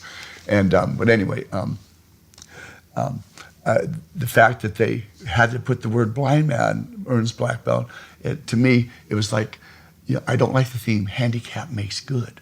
I want the theme, okay, I just made good because I did it. And to be perfectly honest with you, I kept telling people, I wanted to do it the way they did it. And people would say, but you didn't. And I go, yes, I did. And it was literally, Tim, within the last 6 months, that someone said something that I understood what they said. When they said, I didn't do it the way they did it, I did it the way they couldn't have done it. Yeah. They weren't sight impaired when they did it. I never understood what they were saying because I was so pig-headed about I wanted to do it the way they did it. But then when you flip it, I finally got the message.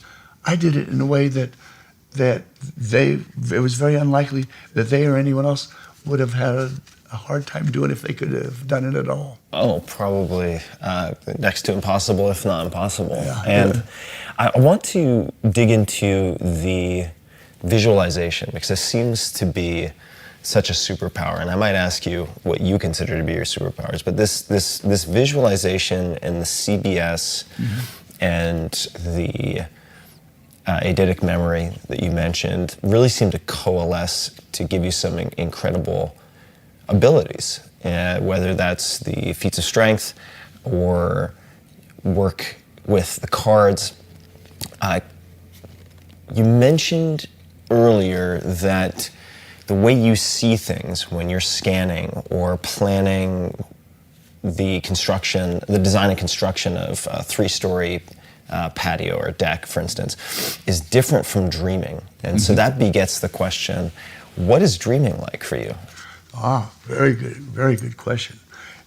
Because like you were saying, I see my subconscious in external space. So and it's just a constant stagnant situation of all these colors, patterns, just there until I want to bring them into play. And it doesn't matter if it's day, night, if my eyes are open or closed, I see the exact same thing with my eyes covered up in a vault. I'll see these vivid, bright colors when there's absolutely no way of light getting in. Now, when I dream, in my dreams, I'm never sight impaired. And I dream in full color with audio and visual, and I see perfectly. And everybody I see in those dreams is perfectly clear. Which, someone brought that to my attention in some questions that I was asking. And I thought, well, I guess that's kind of unusual. But yeah, I'm never, like I said, part of the dream is never that I'm sight impaired, nor do I see any of the CBS symptoms in any of my dreams. Now, if I wake up in the middle of the night, say, and I had to take some Tylenol or something from some surgery. I've had 24 surgeries from all my high impact living. And medication, when I wake up, will turn everything into a metallic colors, and usually a lot of times it's purple. This is if you wake up in the middle of the night. Middle of the night after taking some kind of medication from some kind of injury that I'm on. Medications turn it metallic, and it turns it usually a purple, which is not a pretty purple to me. I don't like it. You mentioned maroon was one of your favorite colors. And then royal blue on the blue spectrum. What other favorite colors do you have? And did you have them before losing your sight, or did you develop them afterwards? I probably wasn't aware of favorite colors before, Right. So much as I am now, because I see them all the time, and the different shades depending on the time of year, depending on the particular day. Sometimes it's just really vivid blues, and it's just beautiful. Sometimes when I'm out walking with my beautiful wife Kim, and my CBS will create a skyline. Okay, in other words, the things will be darker here, and that's the skyline, and then it'd be lighter shades to give the image of earth, sky. Okay, and then I go in, and I have to ask my wife, is it still light out? Because it will stay there, and sometimes it's late into the night, and I can't get that. I can't get rid of it. Sometimes it can bother me because I want that to go down because it's now nighttime. So there are some times that it will be a bit on the distracting side. What I have as a note to ask, I didn't want to get any of the details beforehand, but a note to ask you about your experience of wind. That's a fun. I can see the wind blow. Whenever I'm walking down the street with Kim or whatever, of course I automatically see the images of trees, but they're more like clouds, and there'll be green shapes and colors to replicate, give the image of trees. Okay, but whenever the wind blows, everything, all my visualization things that I see will go with that wind. They will gust. If it gusts, they'll move a little bit more. If I do this, everything just went. Whoop, If you tap my side of the head, everything just jerked over and went back straight. Just weird little things. Like when I go in, I'm in a pool. My eyes are closed the whole time. Because I don't need my eyes open when I'm swimming. I don't have to worry about the chlorine and stuff. Right. And so when I'm above the pool, there's a certain hue. In other words, a level of brightness of the color. When I go under the water, I actually see myself going underwater, and the hue changes. It deepens, like putting on sunglasses. Right. Sunglasses off, sunglasses on. And even as I made that image, my eyes are closed, all of a sudden things went darker and lighter. I can pretend that I'm opening and when I open and close my eyes, the hue is like pulling down a shade that has a sunblock, not a sunblock, but like the solar sunglasses shade. would be the best way to describe it. So the hue changes, and then now if I just pretend that my eyes are closed the whole time, I'm pretending I'm opening and closing my eyes, it'll do the same thing. And I don't know what relevance that had to anything, but it's just these little games. This is just a conversation between friends. Nobody listening or watching. So I'm just following my own interest. And I want to talk about the enjoyment of not relaxing. That's more said with a smile. But when we took a little break to have some water, you said, to me, relaxing is not relaxing. And you talked about how being told to relax or asked to relax is like being punished and put in the corner for misbehaving at school for you. In that case, given your obsessive-compulsive dedication to training, to card mechanics, to movement, how do you replenish? What activities do you find recharge your batteries? And maybe you could just elaborate on, to me, relaxing is not relaxing. Okay, yeah. And I'm going to bring up a friend of mine who's like a brother. His name is Luke Coram. Mm-hmm. He was the director of the film Dealt that you mentioned. Mm-hmm. And I'll just say something quick about the film. Mm-hmm. If it wasn't for Luke, in particular, probably I'd say 80% Luke, and then Bradley and Russell, the producer and the writer. But Luke was the one that just had the creativity. If they would have listened to me, and they listened zero to me, they did. That I would have screwed up the film. The brilliance of that film is I lay it at the feet of the director Luke, and he would tell me. And he actually lived with me. He had his own place in my house at certain times, Luke's room, and I never have. Many times I didn't know if the cameras were on or off, and he would say, "Well, let's chill." Which I found out was a word for relaxing. And chill, I don't want to chill. What is this It's not chill? fun. And I said, relaxing? For me, relaxing is not fun. Relaxing is like when I was a kid and I was being punished. And my parents, as a punishment, I'd have to stand in the corner for an hour and just stare at the corner. To me, chilling is not fun. Relaxing is not fun. To me, relaxing is adventure. And I would tell people, and I'd tell Luke, I'd say, don't worry about the end result. When the film is done, it's going to be a piece. It'll be what it is, and it will be finished. Enjoy the journey. Okay?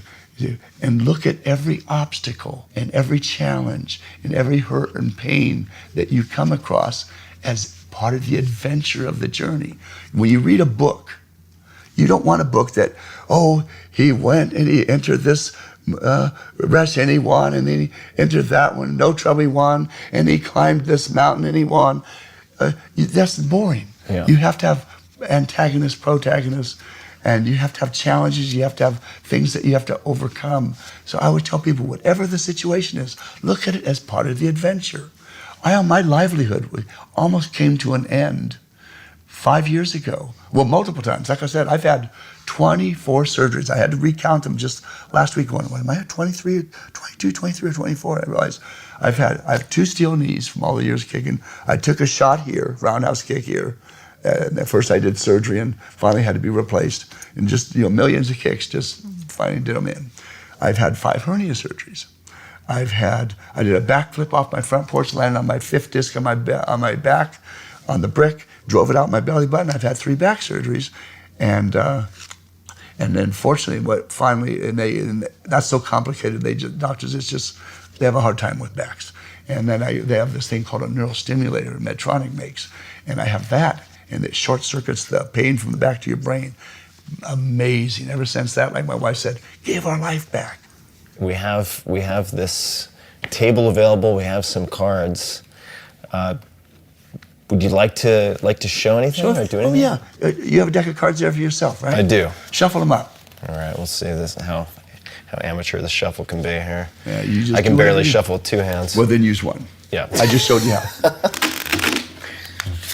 All right. Okay. All right, we're good to go. Switch decks with me. All right. Okay. Here you go. Now, in poker, you've heard of like wild cards, like deuces are wild. Baseball have multiple wild cards. Yes. Other games, they'll just cut a card, that'll be the wild card. Just cut off half the deck. I'm going to move. There's 1 card left over here. Yeah, I can please put it on my deck? Yes. Yeah, all right, there we go. Okay, just cut the deck in half here. All right. Tell them when you got it. Done. Okay, and just to make it more random, just say any random number, 3, 4, 5, 7, anything you want. 6. 6. 1, 2, 3, 4, 5, 6. What's that card? Queen of diamonds. So the queens will be the wild card, okay? Now you just shuffle these cards, right? I did. Now have you ever played poker for money? And let me ask this. Have you ever played in a casino? Or have you ever wondered, when I play in a casino, am I getting conned? I have lost in a casino. Okay, so that thought has crossed your mind. Am I getting conned? Yeah. Now, I'm going to show you. You just handed me a randomized deck, and I'm going to do this in an interesting way. In the high-stake games, I'll cut between every shuffle because that buries the top and bottom halves of the deck. I'll give the deck a little riffle, and people like to cascade the cards into them. Give a cut. So I'm telling you what I'm doing as I do it, and I shuffle. Mm-hmm. Did everything look legit? Looked legit. And not a move you saw was. So you're already in trouble. Now I'll show you. Not a move I saw. Was honest. Not a 1. Okay. Not a 1. Now I'll show you how fast I can uncut that deck. What's that card? That is the 2 of clubs. The 2 of clubs. So they'll pass the deck to the right to be cut, and now the deck is no longer cut. So 2 still on top. Watch again. Now watch again. I'm showing you how fast I can uncut the deck. The deck is no longer cut. Yeah. And that was about a half a second. Yeah. Now you've heard of Texas Hold'em. I have, yeah. Okay, well, we'll deal a hand of Hold'em. And in Hold'em, they have what's called a cut card or a burnt card. They put the deck on a face-up card. Now, after the fact, you're going to tell me, keep everything off the table here. Give me a full Okay. table here. All right. After the fact, you're going to tell me how many people step up to my hold'em table. Let's pick a number 5 or 6 because we don't have a lot of room. 5. 5 players. 1, 2, 3, 4, 5. 1, 2, 3, 4, 5. Burn, and we have what's called the flop. And what are those 3 cards? You got the King of Hearts, the 2 of Hearts, and the Queen of And Clubs. the deuces are not wild, but we did see the queens was your card. Mm-hmm. So that means there's a pair of kings on the table. There's a burn and a turn. What's that card? That's King of Burn and turn. So Spades. right now we have 3 kings because the queen is a wild card. What's that card? That's a Queen. Right now we have 4 kings. Let's get rid of our burn card. And you're my partner sitting over here in hand number 5. Let's see what you have in the pocket. What's that? That's a Queen. What's that? That's a Queen.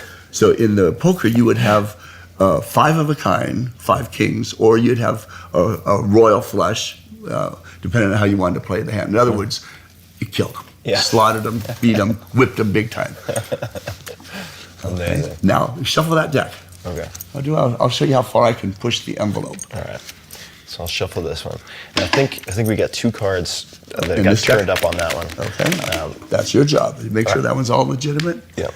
Okay, and then I'll switch with you. All right. There we go. Okay. All right. And you can make sure everything's legitimate on that one. Yep.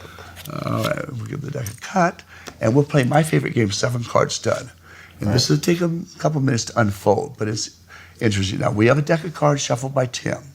Now, we'll say with the same number of players. Well, you choose 4 players or 5. You choose. 4. Where do you want to sit? Number 1, number 2, number 3, or number 4? I'll be number 1. Number 1, right out of the chute. I'm getting ready. I'm dealing a card in slow motion to hand number 1. Before I continue, take this deck, mix them up. Don't give me the whole deck back. Just pull out any random part of that deck and put them in my hands. Just do something quick and just put a stack. Just a couple of cards. No, well, more than a couple, but enough to get around. Just a stack. Okay. So I'm going to work with whatever you give me, okay? Tim just handed me back a random stack of cards. We're dealing a card to play on hand number 2, player number 3, and player number 4. You're number 1, slow motion. Watch carefully. There's your card. And we go player 2, 3, 4. Now we have what are called the door cards, which means the face-up cards. What's that card? Jack of Jack, Spades. 1, player 2, player 3, player 4. You're number 1. What's that card? Ace of Clubs. 2, number 3, number 4. You're number 1. What's that card? Ace of Diamonds. Okay, mix them up some more. Mix up the entire deck? Whatever, you're the boss. Okay. And just have me any part of that deck you want. So you're doing everything you can to screw things up. Okay, and that's like 5 cards less than the last time you handed me. Okay, we have player 2, player 3, player 4. And so far we have 3 cards face up, yes? That's right. And what's that card? It's Queen of Diamonds. Wild card. Well, do it again. Mix them up. Have me any part of the deck you want. So you're shuffling, cutting. You chose how many players. You chose where you want to sit. You hand me any random part of the deck. Oh my gosh, you're getting stingy. Down to 6 cards. Player 2, player 3, player 4, and we have what's called down and dirty. I'm now dealing a card off the top to Tim's first position.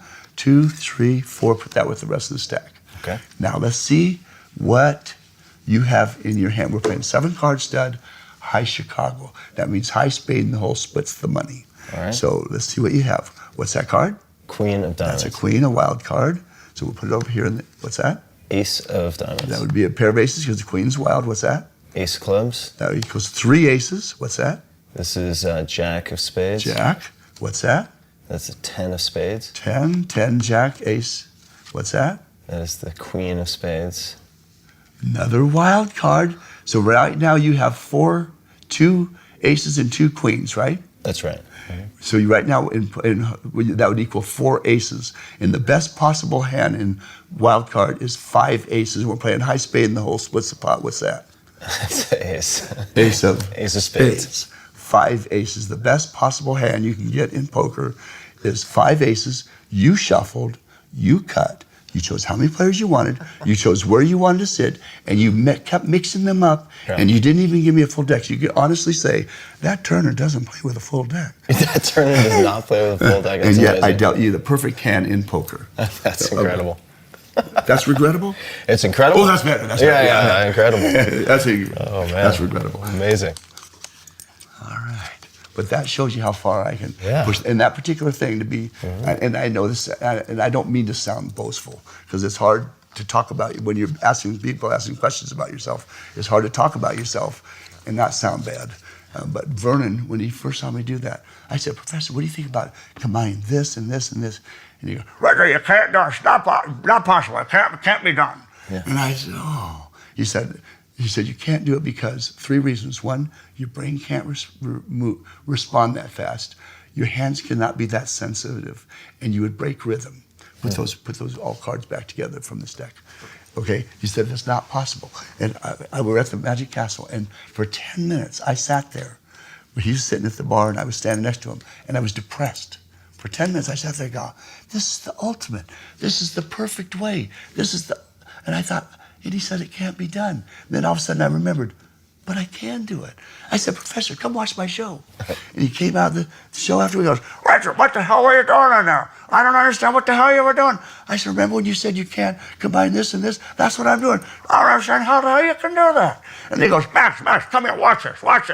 And everybody, for the next 18 months, every time I was there, he'd have me, shuffle the cards, how many players you want? Where do you want to sit? Watch this. And over and over. And 2 years later, he goes, still don't understand how the hell you can do that. And he knows exactly what I'm doing and exactly how I'm doing it. Yeah, that's amazing. So I have these, all the cards are facing the same way. I guess 2 decks worth of cards. I don't know how they're split up. Yeah, we'll just keep it 52. It's the same. Great. So Why not? Who knows how many? Who knows? Roughly 52 over there, I suppose. All right. Oh, wonderful. So you just because this was mentioned before we started recording, you audit cards. Is that right? What's the right term? Analyze. U.S. Playing Card Company is the largest maker of cards in the United States, and they just merged with Cardamundi, which is the biggest card maker. They've started making cards 1765, and U.S. Playing Card Company since 18. They've been around for 150 years. And Bicycle is the most recognized pack of cards in the world. It has been for over 100 years. And in 1988, I got some cards. They were so bad.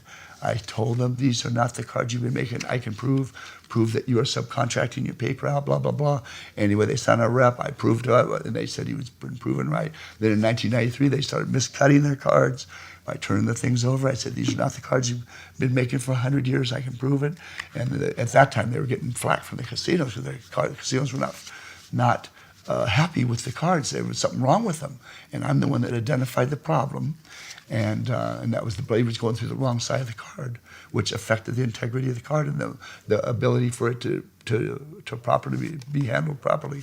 And so then they finally put me on retainer in the 1990s. And I helped them make the best card in the world, and they do make the best cards in the world. And just to give you an idea how far their director of research and development would push me, he would send me out. Okay, usually it was 24 decks or like 20 decks, but I'll make it real small so you can understand. Let's say 6 decks. Okay. So it would be if it was 24, there would be 12 pairs. Okay, 12 pairs. So we reduce our illustration to down to 6 decks. There's 3 pairs, and one of the decks. 3 pairs of decks. Three pairs. Yeah. 6 cards, 6 decks, which is 3 pairs. Yeah. Okay, so we're down to 6 decks, which would be 3 pairs. And then when I say pairs, each pair was ran together. That was a particular run of that deck. Okay. Okay, and so they would say one of the decks, they just changed one of the chemicals in the coating. This was probably the most elaborate one that I did. Yeah. Just one of the chemicals was changed, not the whole chemical, not the whole process. One of the chemicals was changed in their coating. And so not only did I have to say deck 1 and 3 are a match, 2 and 4 are a match, and 5 and 6 are a match. And it was 5 and 6 that had the chemical change. And so not only did I, and they had those cards coded. When I say coded, they had a secret code like Q752916J, which that was their key in Cincinnati to understand these 2 are the pair, these 2 are the pair, these 2 are the pair. I did not have the key. Right. But I just had these random numbers that I'd put down in my report. My son Asa would tell me, well, this one, Dad, is J752. This one is 67J4, and which meant absolutely nothing to me. And then I'd find out the 67J4, and whatever they were the match, and so I'd have to pair them up, match them up, and then analyze the snap, the embossing depth, the cut, the caliper, what I call the right period, and all these things, and which one is a better card, and to help. And they would take that information and fine tune their machines to help make the cards that they make, which are by far the finest cards you can buy. That are now in use. Yeah. So I know we have just a little bit of time left. And we're practically neighbors since you're in San Antonio. Right. We're down the very, street. very close by. I'm curious to know, and this is sometimes a difficult question, but I'll ask one or two more questions. If you could put a message, a quote, anything non-commercial on a billboard to get a message out to millions or billions of people, is there anything that comes to mind that you might put on that billboard? Yeah. In America, we have opportunities. Success depends upon the use we make of those opportunities. That would be one. Another would be not going down. Not going down. Not going down. Another one would be consider every obstacle, as I mentioned, every obstacle, challenge, hurt, pain in your life as part of the adventure of life. That's what gives life spice. And then circling back to when I was talking about the surgeries, and my career was almost at an end. I was at Penn and Teller's Theater. I was going to be on their show, their third season, and I was in the gym, the Rio gym, where else, with my friend Doug Gorman, and I said, okay, I paid $17 for my workout. That's a ridiculous workout price.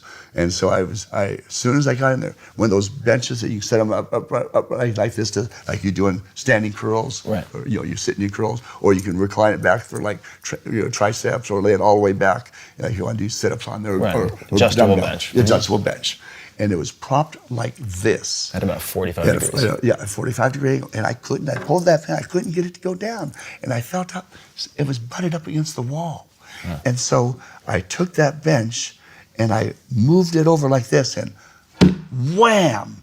My thumb was here, and it was those commercial grade benches. God. The steel bars that went around here, and the steel bars that was the frame of the bench just came down and crushed my thumb. What did I do? I know he's crazy, and your people that are listening and watching say, yeah, he's a little on the crazy side. And okay, don't let me get off track on here. But did you know I'm a certified oddball? A certified oddball? I am certified. I did see your card. Yeah. I'll explain. You've heard of Ripley's Believe It or Not, right? Yes. In 1984, I was on a TV series, Ripley's Believe It or Not, hosted by Jack Palance. I'm also an exhibit in the second largest Ripley's in the country. And I'm in the 2015 issue of Ripley's Believe It or Not Book of Eye-Poppin' Oddities, where I received a certificate. Certified. I am a certified oddity. So you might be an oddball, Tim. I'm certified. You're certified. I'm a certified oddball. Okay, so this contraption comes crashing crushed down. My thumb. And I called Doug. I said, bring me a bucket of ice and don't ask any questions. And I figured I saved $17 for this workout. I'm not going to. So I had ice for 3 minutes, worked out for 3 minutes. Ice for 3 minutes, worked out for 3 minutes. Finished my workout. Oh my gosh, my thumb was as big as my big toe. I ran upstairs, grabbed my cards and went, oh my gosh, I can't feel. So I called the producers, Lincoln and Andrew. They were the executive producers of the show. I said, Link, I had a little trouble.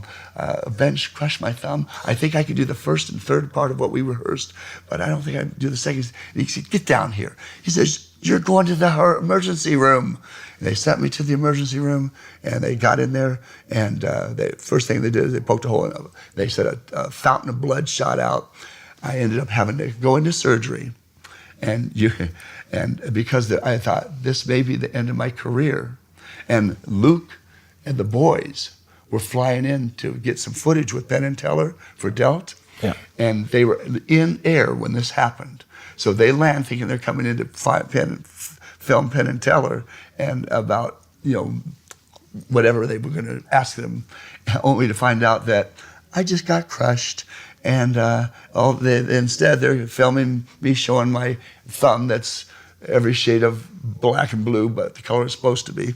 Anyway, so I ended up in surgery, and I thought, okay, if this is the end of my life, I don't want to be out. I told the surgeon, I don't want to be out. I want fully conscious. I've went through multiple surgeries, and I'll just shuffle the cards with my other hand while you work on this one, and that'll be my anesthetic. And so he thought I was nuts, and you can watch it. And I said, I want to film it too. So if this is the end of my career, I want footage. And so they said, okay, well, you just put our anesthesiologist out of business. He can film it. And you can go on YouTube. It's Crush Dealing Thumb feature and Crush Dealing Thumb. One is the short version, one's long version. It's on YouTube. Crush Dealing Thumb is the way you'd look it up. But after one, it's graphic because he takes a spoon and pops my thumb open like a hood of a car. Ugh. Then he takes it, he cuts it open, and he's squeezing the button. And we're talking the whole time back and forth, and I'm shuffling cards, and they go back and forth, shuffle, and the thumb, and we're talking about all this, and I said, man, this is so cool. And he goes, why don't people want to do this? He says, they go schizoid. Yeah. People go schizophrenic when they go through something like this. And he said, I had to be totally unconscious before I did it. I just had a hangnail bruise. This is a hand doctor talking. Yeah. Anyway, but that gets back to, I am a certified oddball. So you have your thumb popped open like the hood of the car, and we'll link to those videos in the show notes at Tim.blog, so people will be able to find all of those videos. And what happened after that? Did you meet with Penn and Teller? Or? When I went, Lincoln Andrew said, you'll come back for our 4th season. Don't worry about it right now. Take care of your thumb. It literally took to the day before my thumbnail came back because they didn't know if it was going to take or I grew out another one or I was going to end up with no thumbnail at all. Fortunately, I grew out a new one. And it was literally Friday before that my manicurist finally got the last part of the wiggly, woggly looking thumbnail to be matched up. And I went on and I started the filming on the following Monday. So it took almost a year to the day. And so I got on their show and had a blast. It was, and I fooled them faster than anybody in the history of their show because, and it was really fun. And Penn and Teller are just amazing performers. They are just top notch. And Teller is so funny, and people don't realize it. And if you watch it on the show, and I'm told this afterwards, he was staring at what I'm doing, and he's trying to signal, bring down the trophy now. And over the headpiece, he's been told, don't bring down the trophy. We want Richard to do his entire act. And then beforehand, they said, Richard, you got to tell us how you do this so we can make a judgment. This is their judges, Johnny Thompson and Michael Close. I said, well, Vernon and I are the only ones that really knows this stuff. We know that. We got to make some judgment. I said, okay, watch. I showed them in slow motion what I was doing. I showed, and they go, my God, it really is impossible. And so then what Penn hears over his head, and this is what I was told, is he stood up. I was supposed to have a 6-minute interview with Allison while they discussed how to do it. And then, of course, they had it down to 1 minute when it broadcasts. And they go, they said over the head, don't ask us. We don't know how the hell he did it. And so then Penn turns around and says, we have nothing to say. You fooled us. And then the cool part was I walk off stage with Penn and I hear this. And this is exactly how you talk. Richard, F. I said, who's that? It's me, Teller. He said, it was so wonderful to be so completely and thoroughly astonished. I've never seen anything like that in my life. And I thought, they said, let's get some selfies. And then the really fun thing was at midnight, I get a call. They said, Teller wants to know if we could come up and get a signed deck of cards from you. I said, this is backwards. I'm supposed to ask enough for autographs from them. And I said, does Penn want one too? They said, oh, Penn would love it. Anyway, so that was kind of a really cool thing. And like I said, they're extraordinarily talented and extraordinary talents. And I was so honored that they dealt and that Teller actually wrote one on the film posters. Oh yeah, one of the blurbs. Theaters. Yeah, very well earned. Yeah, and the entire story. I mean, this is a perfect way to wrap up, because that entire story makes me think back to Tony Giorgio early on. And what was he saying? Don't make the money? Won't get the money. Won't get the money. Now, later, though, in 2000, what did he say? in 2001, I just finished my show at the Castle, and there's Tony. And he and I battled each other for 20 years, 25 years. And they said, Richard, Tony's here to see you. And there was what's called the Vernon seats, where Vernon had one corner, and that's where Tony was seated, because Vernon had passed away 10 years before. And they had one seat across, waiting for me to sit down. All these top card guys are standing there waiting. They want another battle between Giorgio and Tony, Giorgio and Turner, Giorgio and Turner. They always have these showdowns like gunfighters. And so I didn't want to have any part of it. And I said, no, I'll just stand. For an hour, they finally said, Richard, Tony was waiting. And finally, I thought to myself, you know what? Tony was mean and hard on me, but I have to credit at least half of my accomplishments to him being my antagonist. And I thought, okay. And I said, Tony, I just want to thank you for all your years of encouragement. You were hard on me. You were divisive at times, but people respect you because you knew the real work and you could do the real work. And because you pushed me hard, you made me better. And I wanted to thank you for that. And he goes, why, thank you, Richard. That's very nice of you. Did you ever get that center deal down? And of course, he knew I did. I said, would you mind showing us? So now I sit down now for the next 2.5 hours. We're doing what everybody wanted to see. And after every thing, he turned to us, that'll get the money. That'll get the money. And then he actually proposed. He said, we have the perfect scam, the perfect threesome. He said, I'll tell the people you're a high-stake gambler, but you can't see, but you would love to play Hold'em. I'll be the person who reads the cards to you. He said, there's not 5 people in the gaming world that understands your work. He said, we have a third agent, third part of the crew that you'll deal the good hands to. And so from the guy who said never get the money, actually proposed us putting together as a team and hustling together. And then I actually have a handwritten letter, 5-page handwritten letters, one of my best treasures from Tony Giorgio, and then emails that say "Love Tony." Amazing. So it went from won't get the money to just talking nasty and mean, and times at the Castle he would have to be taken out of the Castle in ways wasn't pleasant to him, to becoming a very dear friend. And I actually had the privilege of writing one from one of the magazines, his obituary, because I had a 39-year relationship with him, from fighting to earning his respect. And really quickly, that came from my first director, a man named Steve Terrell, who was a TV and movie star back in the 50s and early 60s. And I was in the theater company called the Lambs Players from 1972 to 78. And one of the things he would tell me is on stage, he'd watch me, and I'd be looking out of the corner of my eye. Remember we talked about that? So I had no forward vision. So I'm talking to my character, and I'm looking over here. He said, Richard, it looks odd for you looking off to the side. I know that you can't see where the shadow is unless you turn your head to the side. He said, just look at the voice. And he taught me how to square my head towards the voice and give the impression that I could see them. He said, you've seen an actor who play the part of a blind person. You flip the roles. You're a blind person. You play the part of a sighted person. And he said, he says, he would watch me practicing before and after every scene. He says, you love cards. If you become the best card man in the world, you will earn the respect of your worst enemies. And then that was the case with Tony Giorgio. He was the guy who was an enemy. He was my nightmare every time I went to the Castle, if we ran into each other, to becoming a very dear man. And I mean, that sounds like another billboard. So if I could put up a billboard for you, that's what it would say. That'll get the money. That'll get the money. Yeah. And this has been so fun. We didn't even get into your hustling stories, and this entire prep has been an embarrassment of riches.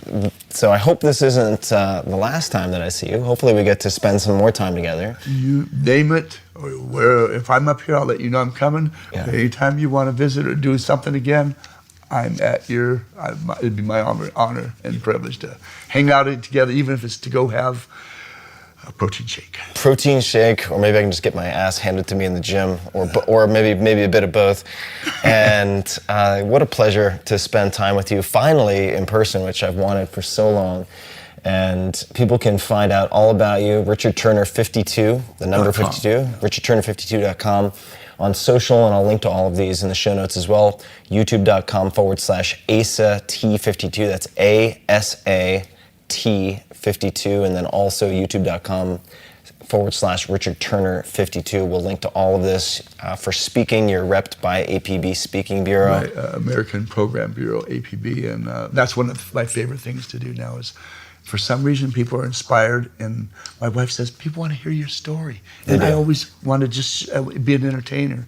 But I have to say, I'm really blessed that I have the privilege of speaking and entertaining some of the most amazing companies on the planet.